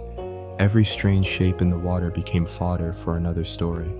Was that a beaver, a lost cow, or something older lurking just beneath? Historians still argue whether the earliest words of monster at Loch Ness were warnings or invitations, an odd bedtime story for children who needed something more than wolves to keep them from wandering off. The line between fact and fiction blurred as naturally as the loch's mist. On dark nights, those chill flicks at the back of your neck could feel suspiciously like something watching from the water. Local fishermen would shrug off odd shapes and unexplainable swirls, but you could tell by the way they checked their boots at dawn that those stories clung tighter than wet socks. One mainstream fact: Scotland's oral history is rich with legendary lake creatures, not just at Loch Ness, but at practically every loch and river worth naming. Kelpies, with their hooves and manes, were said to haunt watery passages from Orkney to the borders. A fringe tidbit: at least one eccentric 18th century poet insisted he'd seen a water horse dance on 2 legs during a particularly rowdy solstice celebration. No one could explain how the creature also wore a tartan scarf, but tradition is tradition. Nighttime along the loch, the tales took on their own momentum. Grandmothers would half whisper to grandchildren about what happened over by the old stone, where once a fisherman's boat just wasn't there anymore at sunrise. Children dared each other to toss pebbles as far into the water as their arms would let them, always keeping a wary eye for ripples that didn't belong. The collective unease knitted the community together, as if they were guarding a delicate secret, or maybe just stretching bedtime out a little longer. Every storyteller added a detail: scales that shimmered like new coins, eyes that glowed green in fog's embrace, a tale as wide as the stone bridge. Later, Victorian visitors hiked up from train stations, clutching handkerchiefs and sketchbooks, charmed by tales of supernatural monsters prowling these lonely places. By the late 1800s, guidebooks were describing not just the scenery but also strange aquatic animals cited by credible locals. the kind of carefully worded blurb designed to sell postcards and scones. Occasionally, Sunday preachers would deliver tart warnings about letting one's imagination run wild, but even their sternest voices took on a hint of gleeful drama when the story reached its climax. And beware, lest you should walk too close to the water after dark. The congregation would shiver in harmony and then walk home in a meticulous cluster. By the early 20th century, every dock had its own tale, of a lost sheep dragged beneath, an oar snapped in half, or a footprint found in the soft clay where no person, and certainly no cow, could have wandered. No one stopped to ask whether these tales were warnings or entertainment. By the time Nessie arrived on newspaper headlines, she'd already been paddling through Highland dreams for generations. Quieter nights brought an odd sort of comfort, the kind of comfort that says, maybe it's better not to know. Maybe mysteries are best left unanswered, because the best stories are those that drift just out of reach, like the distant whisper of a wake on water. So even now, as fog drapes itself lazily across Loch Ness, the old legends settle beside you, ready to nudge you into sleep, one monster at a time. In the 6th century, before Scotch whiskey was officially invented, and well before wireless tourists, an Irish missionary named Saint Columba stepped onto the banks of the River Ness, determined to bring Christianity to the untamed north. His adventures read like a saga written specifically to keep medieval children up at night. For a sleep-inducing evening, there's nothing like a good old saintly showdown with a monster. Saint Columba, according to the earliest chroniclers, had little patience for pagan nonsense. He wandered Scotland converting souls with determination and a rather dramatic flair. His biographer, Adomnan of Iona, wrote in the year 565 that Columba and his trusty group of followers were journeying along the river when they encountered a burial. The mourners wailed that a terrible water beast had attacked one of their men. Not a great Yelp review for the local wildlife. For Columba, this sort of unexpected interruption wasn't exactly out of the ordinary. Scottish history is full of saints and monks running into obstacles that would flatten most day trippers. Columba was made of sterner stuff though. He wouldn't even let a monster get in the way of spreading the good news. He requested a volunteer, and one brave soul leapt right into the river. Historians still argue whether Columba's volunteers were inspired by courage or the likelihood of sainthood-related snacks afterward. As the man swam across, a great commotion burst from the river, allegedly the monster rising with jaws agape, like the world's worst synchronized swimming performance. Everyone screamed except for Columba, who thrust his hand skyward and solemnly commanded the beast, "Go no further, do not touch the man, leave at once." To everyone's amazement, especially the swimmers, no doubt, the monster obeyed and slipped back beneath the water, properly chastened. This story, written down over a century after it supposedly happened, became one of the earliest historical references to a Loch Ness monster. It's often trotted out as evidence that Nessie is older than sliced bread, the haggis, and possibly the concept of a relaxing bath time. A mainstream fact, Life of Saint Columba, written by Abbot Adomnan, was less of a travel guide and more of a miracle-packed episode list. Think early medieval reality TV. While it's historically valuable for glimpses into early Scottish Christianity, it's also heavy on supernatural showdowns. A quirky tidbit, Saint Columba's biography mentions him calming storms and invoking divine power to banish wild animals, including the Loch Ness Monster, which makes him arguably the first recorded cryptid whisperer. The man didn't just found monasteries, he moonlighted as Scotland's earliest paranormal investigator. The legend of Columba and the river beast hung in the thick Highland air for centuries, quietly evolving. Local fishermen repeated the tale at smoky hearths, adding details nonetheless suspiciously well suited for frightening young ones out of skinny dipping.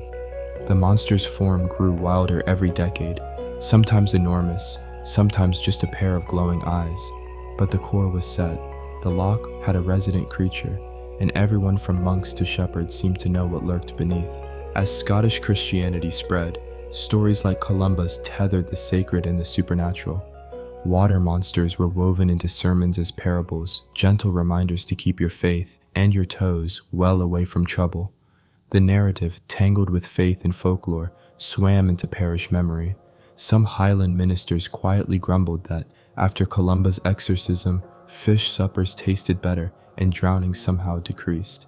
Coincidence? Perhaps, but nobody risked a swim, saint or no saint. Of course, medieval chroniclers had a flair for drama. The difference between a kelpie, a water bull, or a prehistoric plesiosaur was probably less important than the lesson. Don't go poking around watery places unsupervised. Scholars, gently combing through the Latin, still argue whether St. Columba's beast was a real animal, a swelling log, or just a creative way of urging new converts to stick with the group.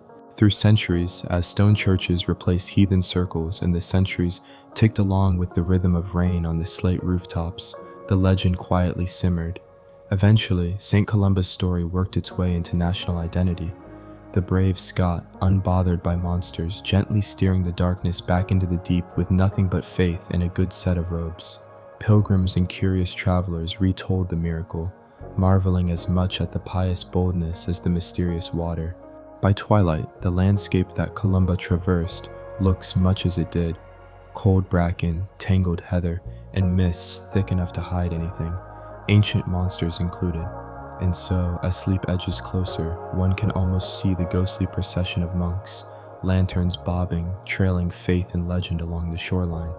The story is part warning, part lullaby, a reminder that even monsters aren't immune to a stern word from a determined saint. Loch Ness sits in a glacial gouge known as the Great Glen, a yawning fracture in the Scottish Highlands stretching from coast to coast. On overcast days, the loch masquerades as a winding silver ribbon knotted with mystery, its surface often as still as a sleeping cat. The landscape here breeds legend for a reason. Simply looking out across those brooding waters, a person is endlessly tempted to conjure stories about what lurks beneath. But let's slow things down and steep ourselves in the strange geology and secrets of the loch itself. If the monsters ever wanted an address, they couldn't have picked a better one. Loch Ness is no dainty pond. It's the second largest loch in all of Scotland, but by volume, it is the heavyweight champion. Its icy depths store more fresh water than any other lake in Britain. Depths frequently plummet over 200 meters. That's deeper than most modern skyscrapers are tall. So, if you dropped your phone while snapping a selfie with the loch as your backdrop, good luck ever seeing it again.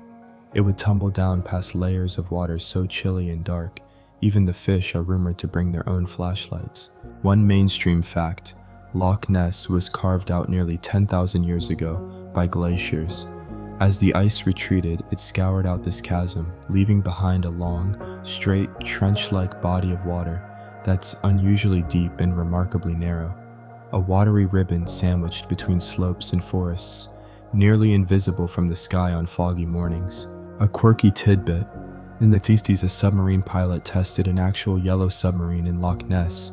Yes, the one inspired by that Beatles tune.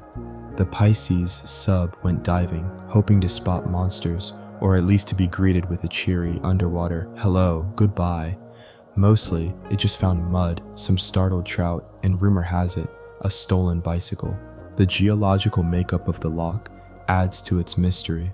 The water is tinged with peat runoff from surrounding hills, giving it an inky, dark color that lets very little sunlight penetrate even close to the surface. Dive just a few meters, and the light from above fizzles out as if you just switched off the moon. It's the ideal situation for anything, or anyone, wanting to stay hidden.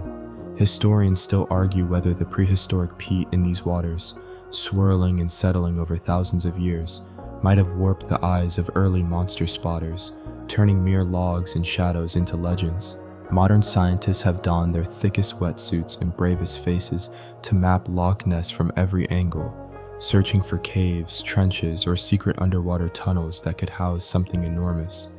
The Great Glen Fault, an ancient fracture running smack through the highlands, provides plenty of seismic activity. Occasionally, a mild earthquake will rattle dishes in lakeside cottages and stir up just enough silt to muddy the deepest corners. Some conspiracy-minded locals suggest these quakes wake up whatever lies dormant underneath, though it's usually just a nice excuse to skip morning chores.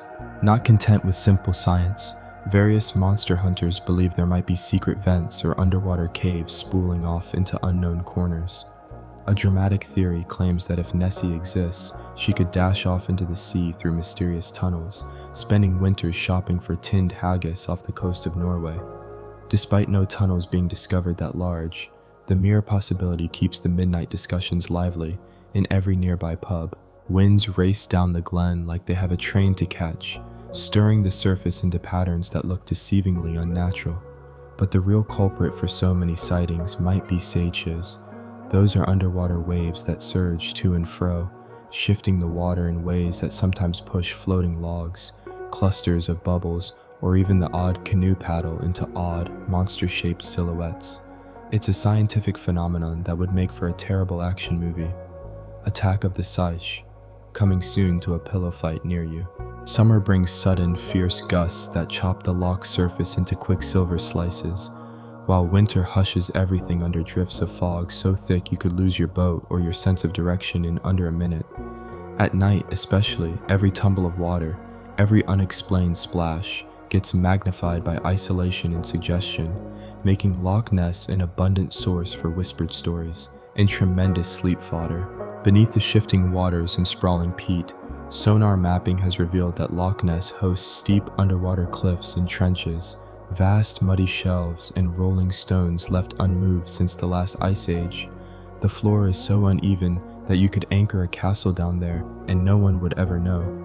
Now and then, divers exploring the loch's depths come up starry-eyed with stories of strange shadows or unexpected bones.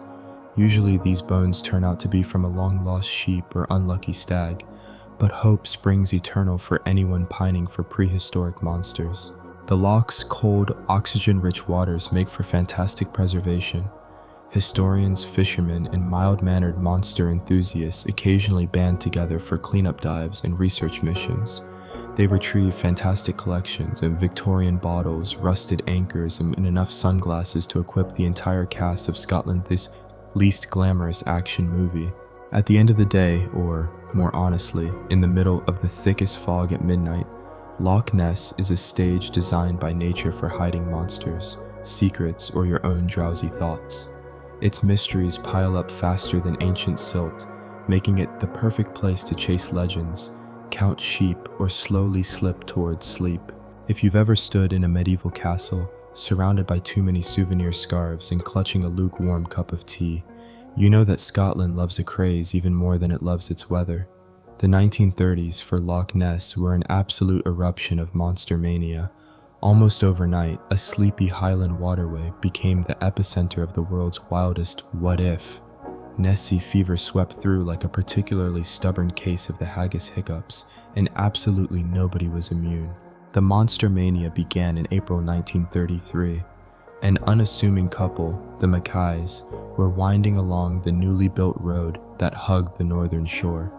They caught something large moving in the water, a rolling, tumbling shape, much too big for any fish or drifting log. Their report, published soon after, was enough to send local reporters into a lather. Suddenly, the loch's tranquil gloom meant business. Newspapers couldn't resist. "Monsters sighted at Loch Ness," screamed headlines. The world was still limping out of the Great Depression, and people everywhere, from Inverness to Indiana, were desperate for wonders. The public craved distraction, and nothing distracts like a proper mystery. That summer, Nessie's appearances multiplied at a rate that would embarrass rabbits. Anything bobbing in the water, otters cavorting, trunks of driftwood, or the legendary racing goat incident, never fully explained, became suspects in a growing parade of Nessie sightings. One mainstream historical fact: by 1934, Loch Ness was such a global obsession that it generated its own beat reporters, in demand for monster news, outsold even royal scandals.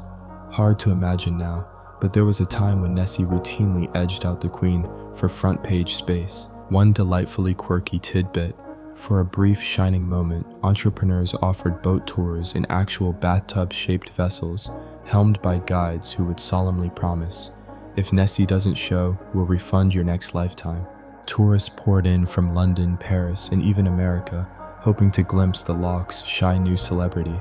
Binoculars flashed, cameras clicked, and every splash on the water, duck, ripple, or raindrop, drew gasps. Local villagers who had lived beside the loch for decades shook their heads in a mix of bemusement and profit. Nipping down for milk at the shop? Good luck. You'd get trapped for 20 minutes listening to an excited visitor describe a 30-foot tale that turned out, upon investigation, to be a laundry line fallen askew in the morning mist. Roads jammed with Model Ts and Morris Minors. Makeshift monster hunting camps sprouted on the loch's banks, where families warmed cans of beans and swapped Nessie theories till long after the midges, those infamous Scottish biting bugs, called it a night. Even the BBC sent reporters, a historically proper in their tweed, to peer into the water with a mixture of dignity and thinly disguised giddy hope. The local tourism industry blossomed. Enterprising villagers quickly realized that a monster was much more profitable when treated as a local attraction rather than a dangerous menace. If you had a spare rowboat and a striped umbrella, you had the makings of an official Nessie tour. Wooden carvings, hand-knit hats, and fudge shaped like serpents filled every gift shop, making a tidy sum. Some even sold Nessie repellent, a mysterious clear liquid which most insiders recognized as water right from the loch. Historians still argue whether the explosion of Nessie sightings in the 1930s owed more to mass hysteria, clever marketing, or an actual uptick in mysterious aquatic activity. The public, meanwhile, was perfectly happy with any explanation that encouraged another riverside picnic. As years crept forward, newsreels brought Nessie into cinemas worldwide. Footage showed blurry humps and splashes, always tantalizingly inconclusive, but dramatic enough to send sleepy matinee audiences home with shivers, and a few jokes about Scotland's best-behaved seaweed. Not everyone took the stories at face value, of course. Skeptical scientists pointed out how the loch's shape, light tricks on the water, and the aforementioned peaty murkiness offered endless opportunities to see monsters that didn't exist. But for every dismissive biologist, there was an amateur sleuth swearing their great-aunt's friend's plumber had seen the beast up close, usually while looking for lost golf balls. By the end of the 1930s, Loch Ness was forever altered.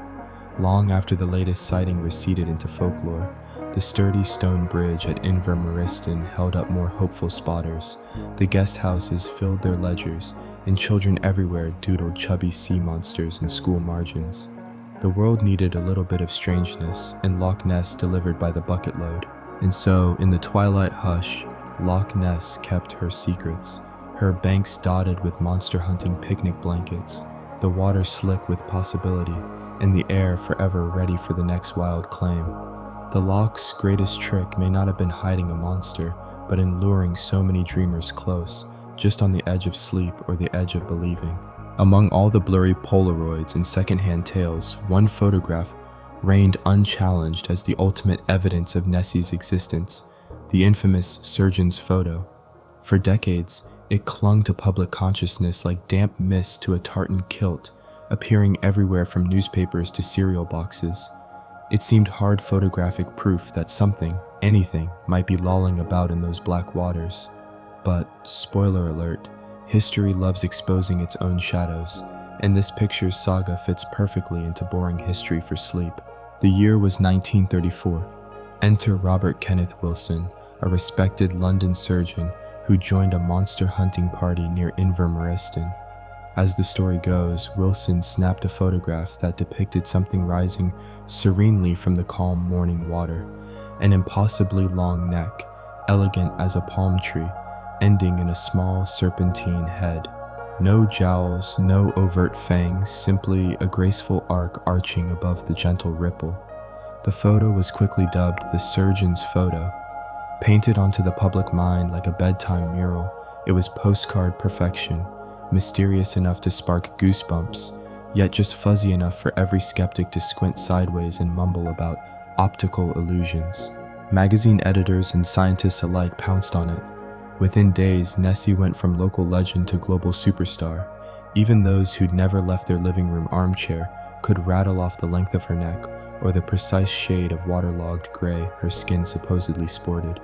Schools discussed the monster's anatomy, with sketches and chalk dust decorating blackboards, while diners from Detroit to Dundee argued if the head belonged to a dinosaur, an eel, or a pile of driftwood auditioning for a part in Macbeth.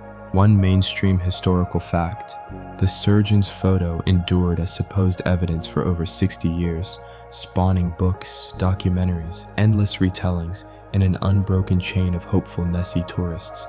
Even when the original negative was blown up and scrutinized with mighty scientific rigor, the image retained its distant dignity, impossible to fully support or dismiss. But here's the quirky tidbit. Decades after the monster's elegant cameo, it emerged that the entire tableau was a brilliantly constructed hoax. In 994, confessions and dusty, yellowing documents divulged a delicious truth. The monster was actually a plastic model, barely a foot long, propped up by a clockwork submarine. The plot, concocted by big game hunter Marmaduke Wetherell, who had a delightful mustache for context, was an elaborate payback for newspapers mocking his earlier failed monster hunt.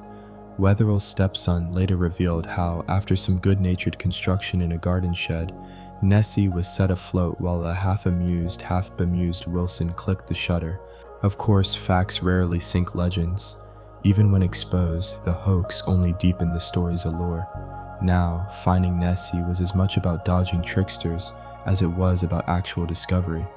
The surgeon's photo lingered in classrooms, archives, and conspiracy theory, PowerPoint presentations everywhere.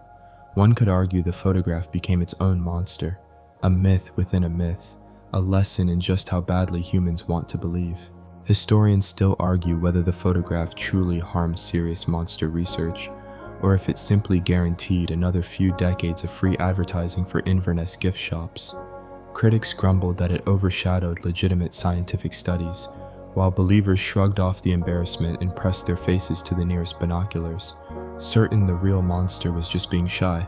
The surgeon's photo was only the most famous of many alleged proofs. Over the years, inventors, pranksters, and enthusiastic pet owners kept the tradition alive. Dog toys, broom handles, and even rogue inner tubes were offered up as potential monsters in the mist. Loch Ness had become a stage both for hoaxes and hope, as if every trickster in the Highlands was auditioning for a part in an endless, watery pantomime. Still, the old black and white photo resides at the edge of public memory, a relic, more folklore than science. It's a bedtime story told in negatives and enlargements, every layer peeling back another round of skepticism, belief, and gentle laughter. Even skeptics, late at night and half an inch from sleep, admit a certain affection for the ritual, a quick check at the water's edge, a hopeful glance at the ripples, and, yes, even a smile for the world's most famous floating palm tree. As streetlights blink on through Inverness and shop windows reflect the ghostly outline of distant hills, Nessie glides quietly, if only in the mind's eye. The photograph's charm persists, less as a document, more as a gentle nudge toward wonder, and hopefully toward sleep, too. Monster fever rarely dies of natural causes. After the surgeon's photo, Nessie's fame morphed into an irresistible scientific puzzle, equal parts mystery novel and comedy sketch. Next up, the era of sonar sweeps, submarines, and search teams determined to catch Nessie, even if it meant inventing new ways to peer deep into water that made black coffee look transparent. If you ever pictured a team of Monty Python characters in flippers, you wouldn't be far off. It began slowly, as each decade brought another wave of technological optimism. The 1950s saw academics and rich eccentrics launch boat expeditions, churning up the loch with expensive promises. In 1954, a fishing boat equipped with then cutting-edge sonar reported a large moving object beneath the surface. Cue the international press, who leaped on this like teens on free Wi-Fi. The sonar blip wobbled and darted, only to vanish into the depths, leaving behind more questions and several scientists enthusiastically ordering another round at the bar. By the 1960s and 70s, things ramped up. The Loch Ness Investigation Bureau, yes, that's a real thing, and yes, they used the acronym LNIB, which you have to admit sounds much more official than Monster Squad, set up mobile observation posts around the loch. These enthusiasts, serious scientists, and sleep-deprived volunteers alike spent months holed up in caravans with binoculars, cameras, and enough tea supplies to sink a small ship. Their chief findings, many blurry photos, zero monsters, and a renewed appreciation for Scottish rain. One mainstream fact: Project Deep Scan, the most ambitious expedition, occurred in October 1987. Over 20 boats zigzagged the loch in a synchronized sweep, firing sonar down through the strange, peaty darkness. The results? A handful of mysterious contacts, indications of big, moving things, but nothing that could be conclusively linked to a dinosaur, sea serpent, or even a lost party raft from an unfortunate stag night. A quirky tidbit: in the Nices, American scientist Dr. Robert Rines went all in, bringing underwater strobe lights and camera rigs that looked suspiciously like robot vacuum cleaners wrapped in duct tape. He managed to snap some extremely dramatic shadows, grainy, mysterious, and immediately caused for every tabloid to declare Nessie photographed. Never mind that the photos looked more like a sea cucumber in dim lighting than a prehistoric giant. The headlines thundered on. The parade of technology did little to settle the question. People scoured the loch in everything from high-tech mini-subs to one regrettably leaky inflatable kayak. Dozens of TV special hosts arrived, bobbing gently in boats and squinting at radar screens as if expecting a grand finale at any second. Loch Ness became the testing ground for every new aquatic gadget, each unveiling accompanied by obligatory interviews with sunburned professors and a well-meaning Scot or two lamenting the influx of lost tourists. Historians still argue whether these extravagant searches advance actual science, or just gave everyone a fun excuse to wear matching windbreakers. On the positive side, the expeditions mapped Loch Ness more thoroughly than most cities' sewer systems, revealing enormous quantities of mud, plenty of fish, and, quite possibly, the remains of a submerged rowboat that starred in 3 separate monster sightings. From time to time, monster hunters ventured further, bringing everything from homemade submarines to borrowed military equipment. The British Army was politely uninterested in offering tanks, but did lend a few waterproof radios, just in case anyone needed to broadcast an urgent message for more biscuits. Despite the feverish activity, Nessie remained as invisible as ever, her one true superpower. Search teams went home with souvenirs, sore backs, and often even less certainty than when they arrived. Their presence did, however, spark a modest boom for local B&Bs, who learned to stock up on alarm clocks, early morning monster hunts wait for no one, and plenty of fry-ups.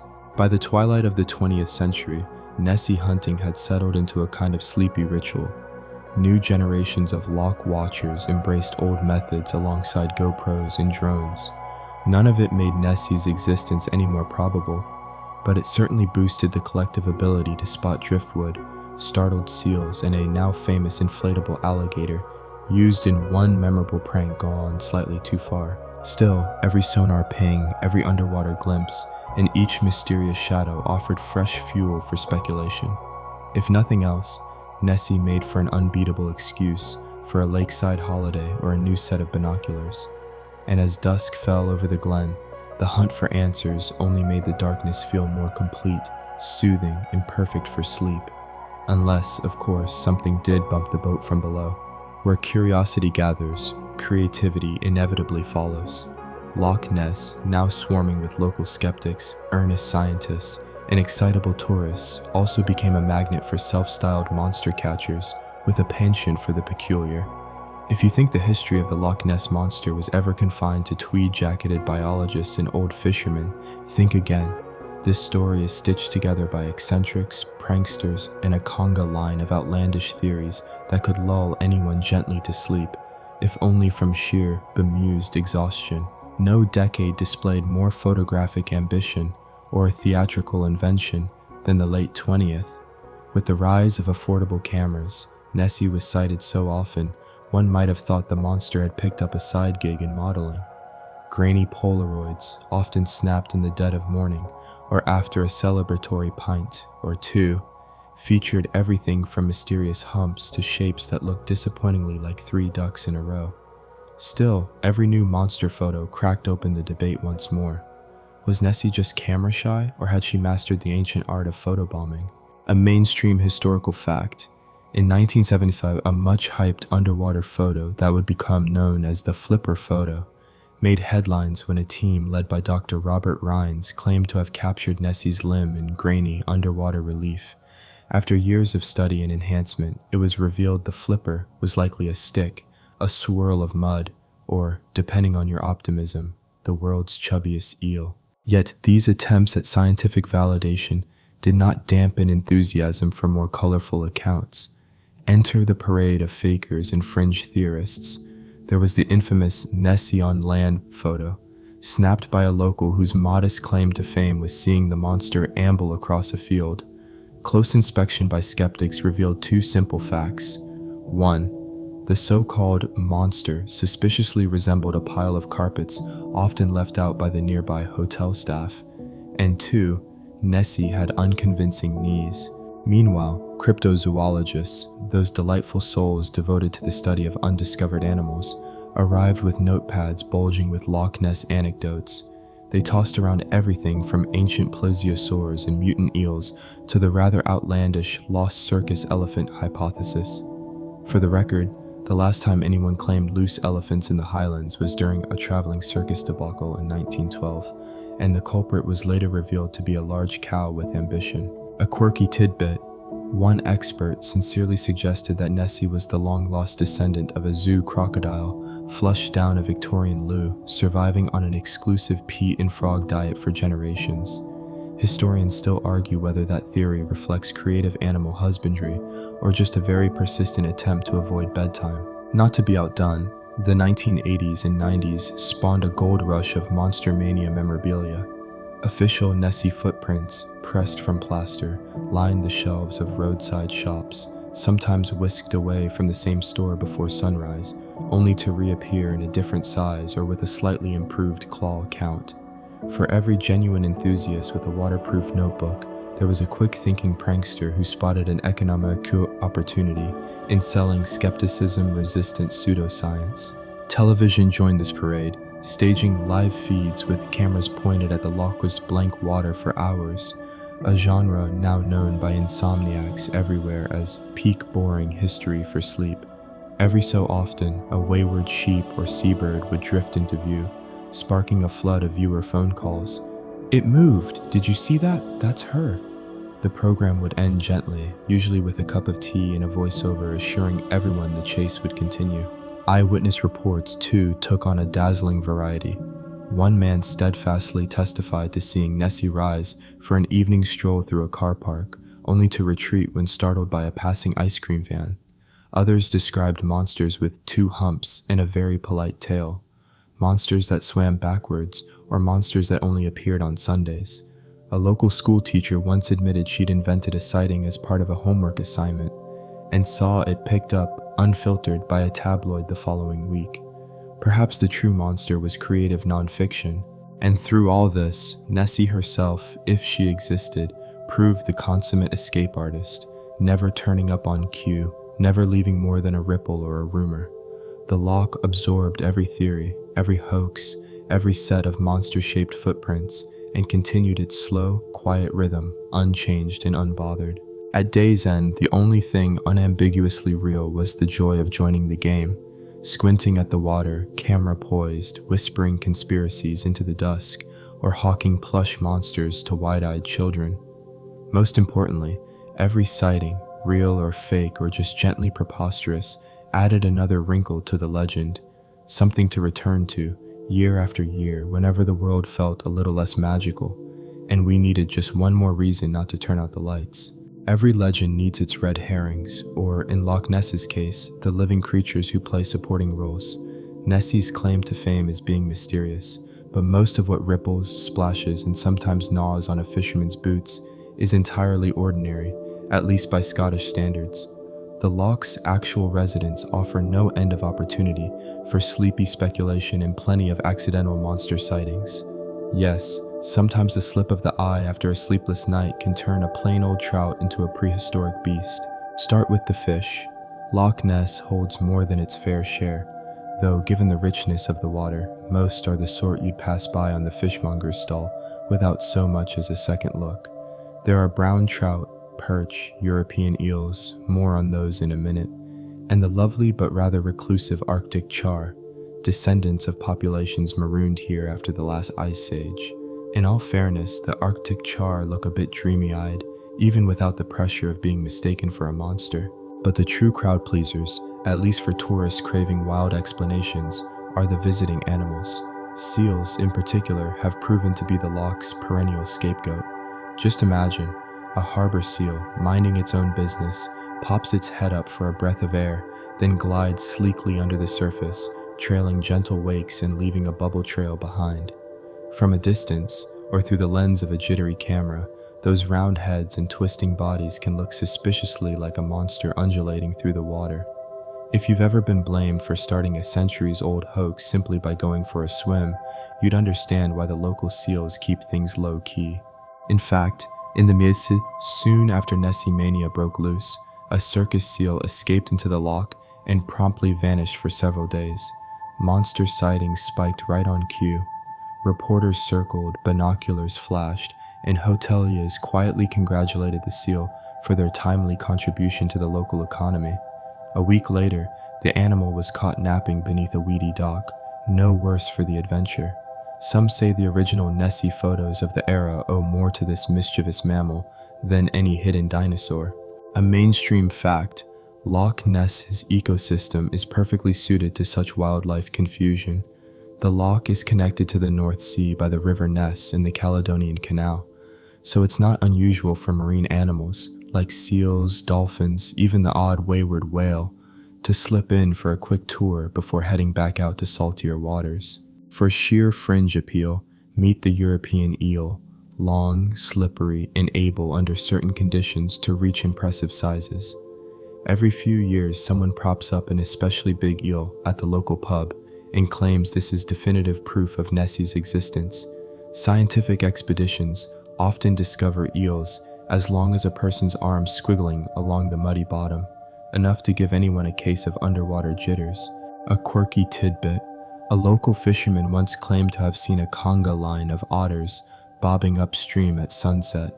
His report of a snake-like movement set Nessie watchers ablaze, but when pressed, the fisherman admitted he might have been seeing double after an especially robust flask of single malt. Historians still argue whether otters are involved in more hoaxes than humans, or they're simply Scotland's best natural comedians. Other native animals have, on occasion, taken center stage in Nessie lore. A family of deer crossing a shallow part of the loch at dusk can produce silhouettes eerily similar to old illustrations of sea serpents. Birds, cormorants, herons, the occasional lost pelican spread their wings on rocks, inspiring long-necked photos that would make any cryptozoologist's heart race. The loch itself, with its floating weed mats, bobbing logs, and tendency to reflect whatever the sky is doing, provides the perfect blank canvas for misunderstanding. Any shape, real or not, becomes plausible when traced in moonlight or through a sleep-fogged brain. Shadows dart, rushes sway, and the mind, tired or hopeful or a little bit both, fills in the rest. And somewhere amid the genuine wildlife, the nighttime fog and the hush of water on stone, Nessie glides, if only in imagination. The true magic of Loch Ness may be the way it invites everyone to be part of the mystery, mistakes and all. Whether you believe, scoff, or just want an excuse to drink tea by the shore, the loch obliges. It is both stage and actor, whispering with every ripple. There could be something more, or maybe just another sleepy seal. Science, like the loch's restless surface, is never quite still. No sooner had the monster's infamy settled into a gentle background burble than a new wave of researchers, equipped with gadgets fit for a sci-fi reboot, set out to uncover once and for all what lies beneath. This new era was about probing not just the old tales and tourist souvenirs, but the very DNA of Loch Ness itself.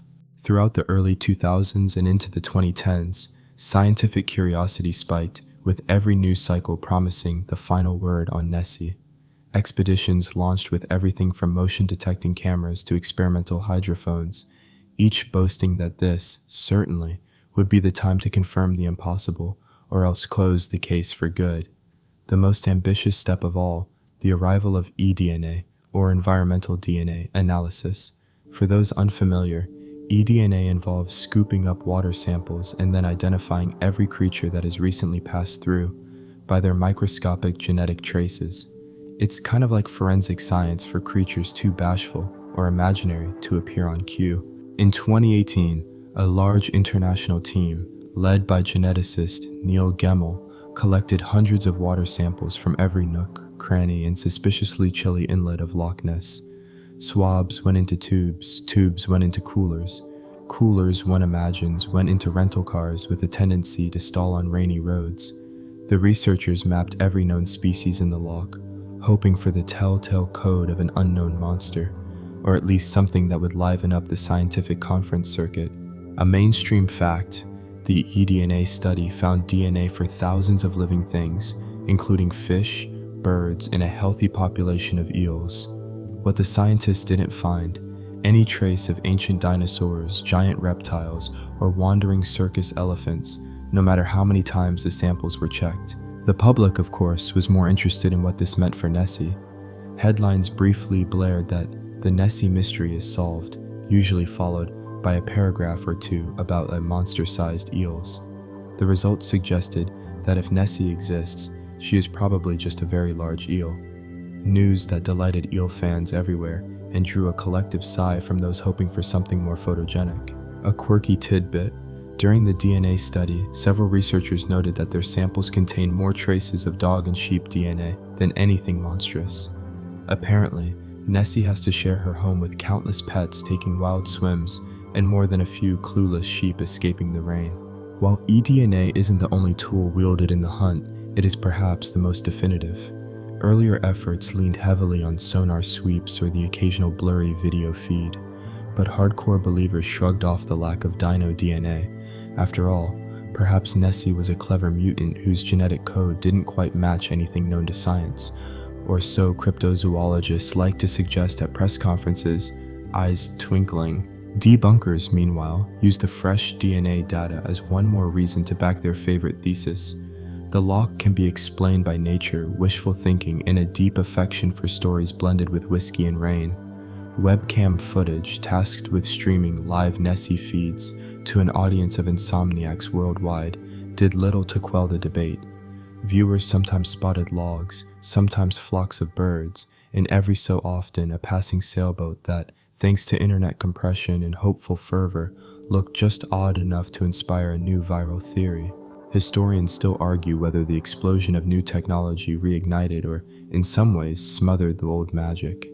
The possibility that a real monster would leave zero genetic trace seems slim even to some believers, but skepticism rarely gets in the way of tradition, or a brisk walk by the loch.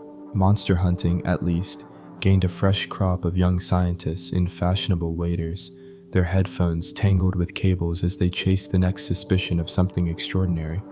They learned to appreciate sunrises on the misty water, to scan the margins for monster-sized ripples, and to smile politely at every wide-eyed child clutching a brand new Nessie plush.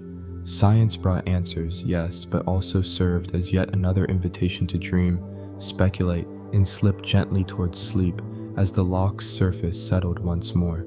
Modernity, in all its DNA sequencing, drone-flying glory, has yet to close the case.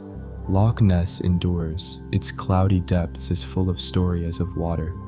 And each new answer, like so many ripples under moonlight, only makes the mystery glitter more invitingly within the minds of believers, doubters, and anyone looking for the comfort that some questions remain unanswered, at least until morning. Nessie, despite, or perhaps because of her elusiveness, grew from local tale into a world-spanning symbol, carrying with her a cultural weight that outstripped even the wildest sonar echoes. The monster's smudgy outline found its way into childhoods from Glasgow to Guangdong, woven deep into bedtime routines, souvenir shelves, and national identity.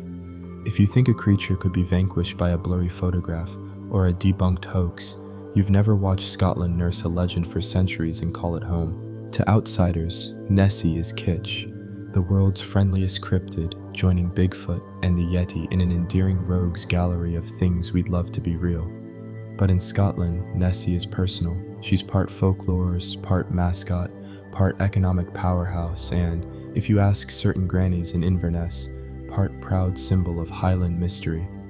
In fact, she is so entangled in local life that to dismiss her is to miss something vital about the region's stubbornness and sense of fun. A mainstream historical fact, Loch Ness monster tourism is estimated to pour millions of pounds into the Scottish economy every year, funding everything from bed and breakfasts and coach tours to commemorative teaspoons. Thousands flock annually to the loch, intent not so much on solving the mystery as on savoring it. Even the official Visit Scotland website features Nessie as a cuddly, approachable icon, somewhere between a gentle joke and a treasured secret handshake. Nessie's cultural hold is reinforced by regular festivals, themed marathons, and midnight gatherings where the only thing rising from the depths is the collective imagination of the crowd.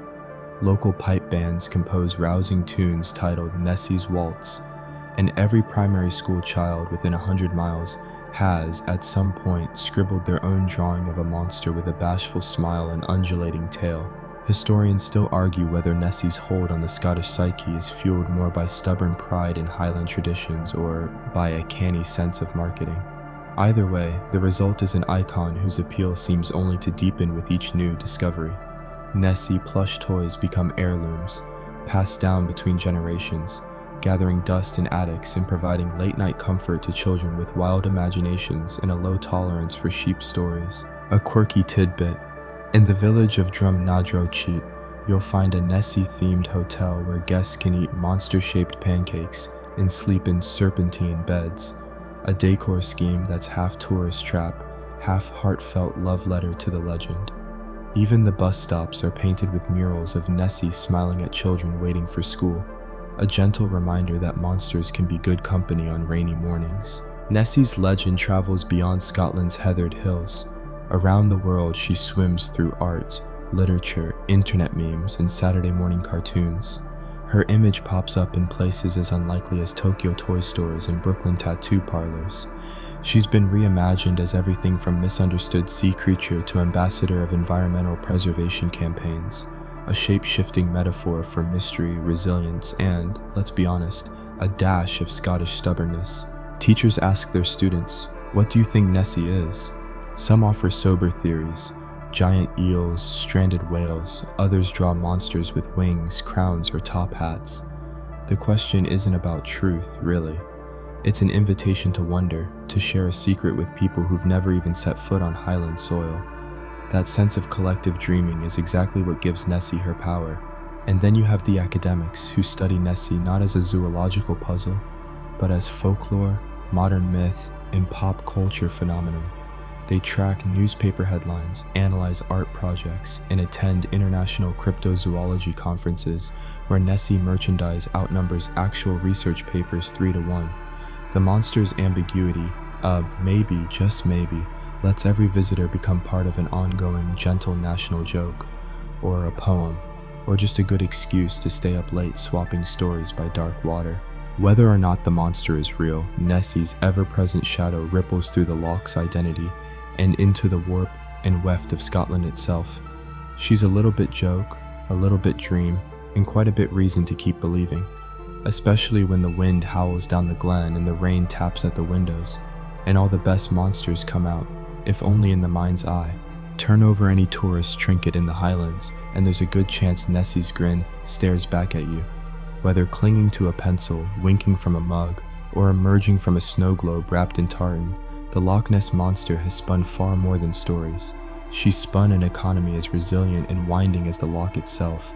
The business of believing in monsters, it turns out, is good for everyone, except perhaps the world's most introverted fish. The first thing most visitors to Loch Ness notice isn't the monster, but the sheer array of Nessie-themed entrepreneurship. At the village of Drumnadrochit, a name which may lull even the most energetic traveler into a drowsy mutter, there are at least 2 competing Nessie museums, each promising you'll meet the monster, usually via a darkened room with gently swaying animatronics and the faint scent of wet wool sweaters. The gift shops brim with every conceivable item of monster memorabilia: socks, ties, bath sponges, and even Nessie sighting kits, complete with binoculars and a strategically fuzzy disposable camera.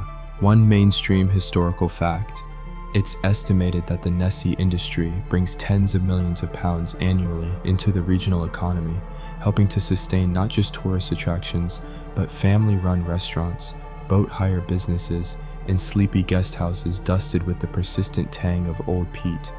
After all, hunting monsters by day works up a respectable appetite for haggis and tea. Once upon a time, villagers relied on fishing, farming, and weaving to get by. But ever since the first tourist buses wheezed down the narrow lanes in the 1930s, the appeal of a modern monster has kept the tills ringing. In peak season, souvenir shops are as busy as any city store, and local artists sharpen their best emerald paints in hope of crafting the next must-have Nessie figurine. Historians still argue whether the tender economy of the Highlands was rescued by the monster herself, or by clever locals turning a mystery into an endlessly renewable resource. And it isn't just about plush toys. Hundreds of jobs, from tour guides to sandwich slingers, now depend on this elegant myth. Boat operators offer daytime and twilight cruises aboard vessels with windows perfectly fogged to inspire monster daydreams. Some even promise money-back guarantees if Nessie appears and fails to wave. Ghost tours, monster safaris, and cryptid cakes in cozy bakeries round out a strangely comforting slice of entrepreneurial spirit. A quirky tidbit: in the 1990s, one especially adventurous cafe debuted a Nessie latte, green-tinted milk foam and a chocolate tail curling out of the cup. So many tourists demanded the recipe that the cafe kept a stock of food coloring under lock and key, protected as if it were a treasure chest dragged from the lock itself. The annual calendar pulses with Nessie-powered events. There are monster-themed marathons, fun runs, and even synchronized swimming performances where entire school classes, draped in cardboard and sequined scales, serpentine the length of chilly community pools. Local pubs host Nessie trivia nights, rewarding knowledge of obscure monster facts with everything from keychains to hot toddies, winner's discretion. These gatherings serve as more than mere commerce. They're about community, about keeping the lock's legend alive with every laugh, every exchanged maybe sighting, and every bedtime story read out loud in a lakeside hut. The monster's mystery becomes a shared project, a reason for locals and travelers alike to come together and fuel their collective imagination. And let's not forget the occasional boom in international tourism. When news breaks, no matter how dubious, of a new Nessie photograph or scientific discovery, travel agents from Tokyo to Toronto field a wave of eager questions. Airfares spike, buses fill, shops scramble to order more Nessie keychains. The local economy, as always, stirs to life with the rhythm of speculation and hope. Of course, there's a mild sleep-inducing irony at the heart of the Nessie economy. For all the high-tech gear and plush collectibles, the real treasure is simply the permission to keep wondering. Maybe the best souvenir of all is the knowledge that you're part of something larger, a slow, gentle tradition of keeping a legend afloat, one purchase at a time. As the dusk settles and the lock cools to a silvery sigh, the cash registers close, and locals gather with mugs in hand, trading stories of monster-shaped clouds and sightings that, conveniently, never quite hold up to daylight. In the hush after closing, as lights fade and the shoreline returns to darkness, the economic ripples of Nessie echo still, silently, persistently, waiting to start again come sunrise. The Loch Ness Monster, with her penchant for mysterious cameos, has drifted from local legend into the splashier currents of global pop culture. Even if you've never stepped foot in Scotland, it's almost impossible to avoid catching sight of her somewhere. Whether she's photobombing a cartoon picnic, starring in a half-forgotten B-movie, or poking her head above the ripples in the corner of a particularly snarky meme. The monster's real claim to fame isn't her long neck. It's her adaptability as a celebrity of almost supernatural persistence. Nessie started her entertainment career early. As far back as the 1930s, film crews swarmed the loch, hoping for a lucrative shot of the monster rising on command. Hollywood couldn't resist. The Secret of the Loch, 1934, launched Nessie to matinee stardom, featuring an animatronic creature more wooden than a Highland pine and special effects that could only have frightened viewers with particularly low blood sugar. Reviews were mixed, but box office sales suggested people enjoyed a good monster even, or especially, when she looked suspiciously like a floating vacuum cleaner hose. By the late 20th century, Nessie's screen career picked up steam. She dozed politely through countless documentaries and starred in a host of family-friendly flicks, sometimes depicted as a shy, misunderstood lake dweller looking for friends, and sometimes as a mischievous rogue who upturned unsuspecting fishing boats. Animators in particular found her irresistible. Her undulating humps and goofy grin graced a parade of Saturday morning cartoons, teaching lessons about friendship, bravery, or why you shouldn't believe everything you see before breakfast.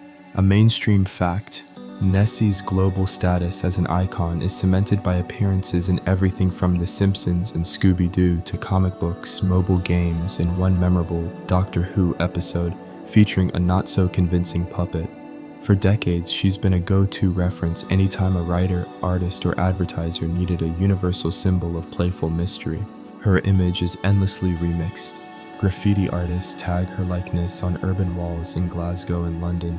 Sculptors create towering Nessie installations made of driftwood and recycled cans near the loch. In the digital age, the monster is meme royalty. Instagram is full of staged photos.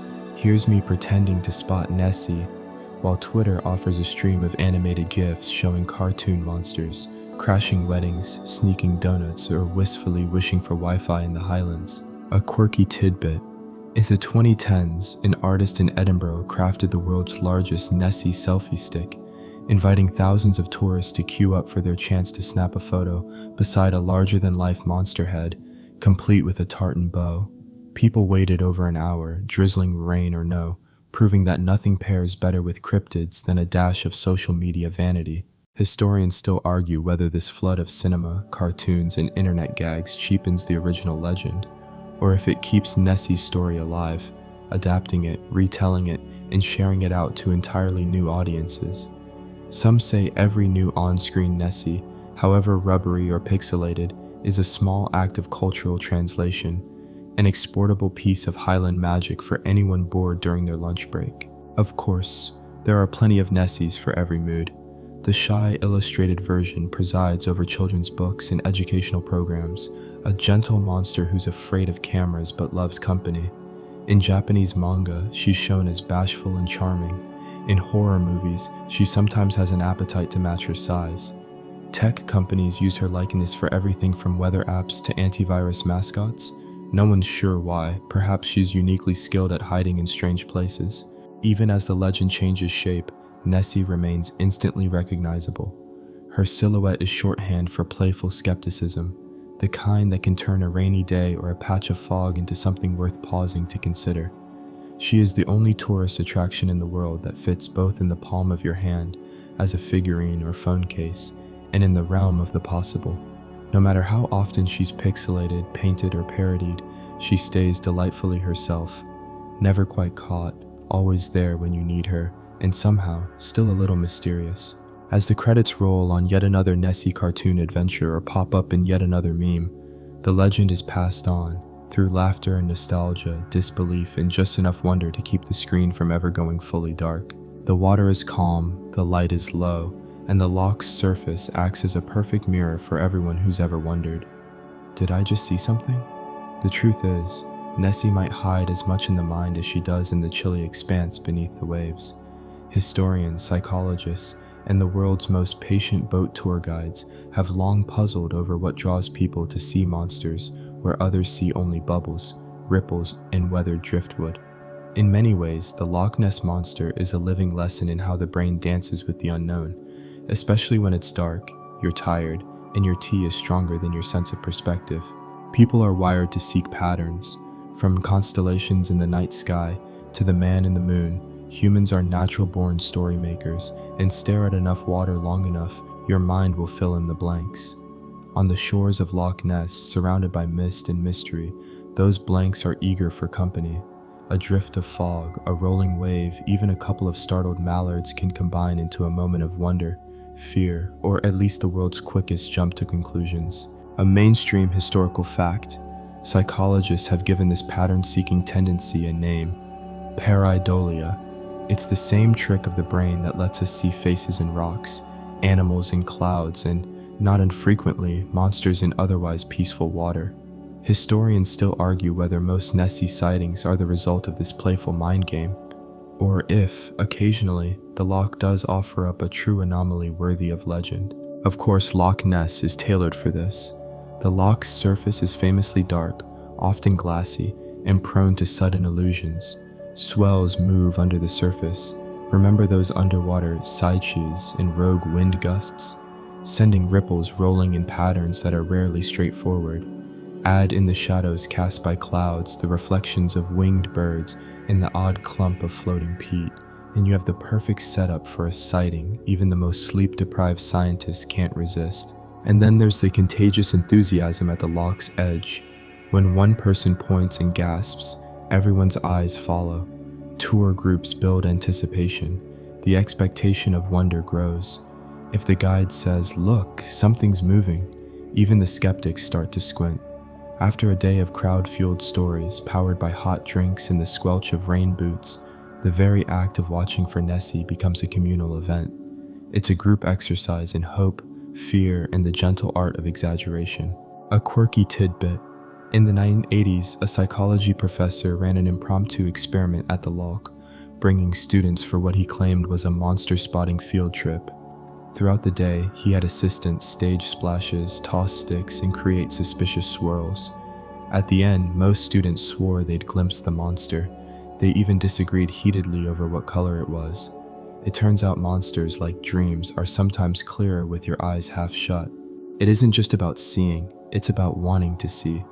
Loch Ness is steeped in anticipation. The moment you arrive, nostalgia works its gentle spell, encouraging you to believe that, in this quiet, ageless place, something unknown still stirs.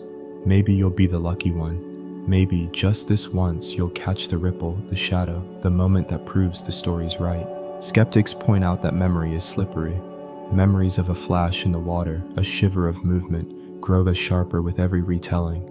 Family lore mutates, stories are polished, and soon the ordinary becomes the extraordinary. Children will recount a splash as a monster breach. Adults, remembering the thrill, will leave out the part about the errant canoe or the flock of excitable ducks. Historians, psychologists, and cryptozoologists alike agree on one thing: stories matter. They bind families, animate communities, and keep the loch's shores lively long after the fog has settled.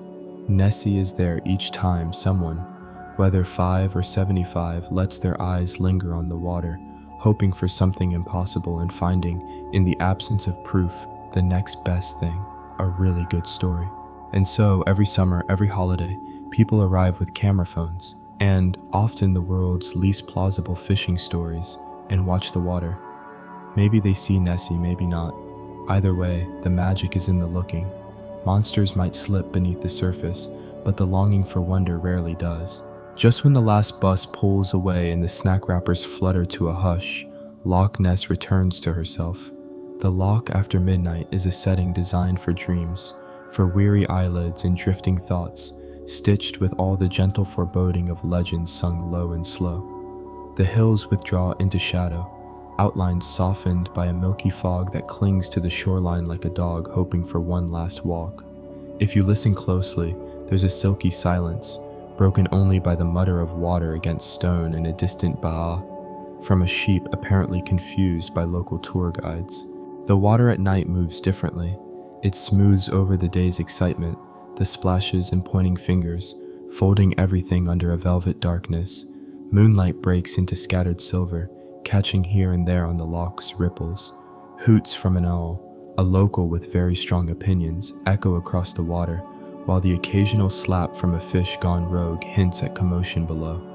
Bats dart overhead, barely stirring the air, while reeds on the loch's edge shiver in a wind that seems to pause every so often, as if not wanting to disturb the stillness below. There's comfort to be found in the quiet, wrapping itself around the weary, the worried, and anyone simply seeking a moment to breathe. The loch becomes a mirror, not just for myths, but for the day's gently tangled thoughts. Here, all is softened, worries drift, tension unwinds. The monster, if she's here, glides silently somewhere in the blackness, purposefully absent from the frantic business of the day. Here, legends nap contentedly, unbothered by tourists, by scientists, by the persistent flash of phones. A mainstream historical fact. At night, Loch Ness's microclimate cools the air rapidly, triggering a blanket of fog that locals call a har. The effect is a private theater, a place where anything could appear, though most often it's just the day's last memory fading away. A quirky tidbit. There's a silent contest among summer kayakers to see who can paddle to the loch's center at midnight and whisper a greeting to Nessie. The winner, judged by the earliest breakfast tale, receives eternal bragging rights and, reportedly, a mug of the strongest tea in Scotland. Historians still argue whether midnight at Loch Ness gives rise to monsters or simply the world's most vivid dreams. But for those tucked beneath blankets, the quiet loch, after hours, is less a place of fear and more a lullaby, soothing as the gentle rock of small waves on stone. Somewhere, maybe, a ripple unfolds, or perhaps the suggestion of a shadow slips beneath the surface, a final gift to those not quite ready to let go of hope, of stories, of the deep, slow comfort this place offers. The banks sigh, stars blink awake above the hills. The loch becomes less a spot on the map and more a pause between breaths, an exhale between waking and sleep. And slowly, very slowly, the legend rests for another night, cradling those who linger by the shore or those, far away, who find in Nessie's mystery a safe place to let go of the day's worries. The monster, the water, the fog, all blend into a hush thick enough to cradle even the most restless mind. Here, on the edge of sleep, the boundaries soften. Imagination floats, ebbing with the tide, and every sound becomes another invitation to rest. As the midnight har folds itself over the loch, the fog drapes even thicker, and the pulse of water slows to a gentle, hypnotic trickle, a calming balm for tired minds.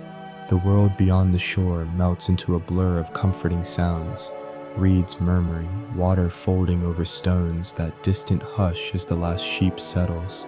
All the excitement and wild speculation of Nessie, all the laughter and whispered tales slowly untangle and ripple outward, joining the rhythm of quiet breathing and softer dreams.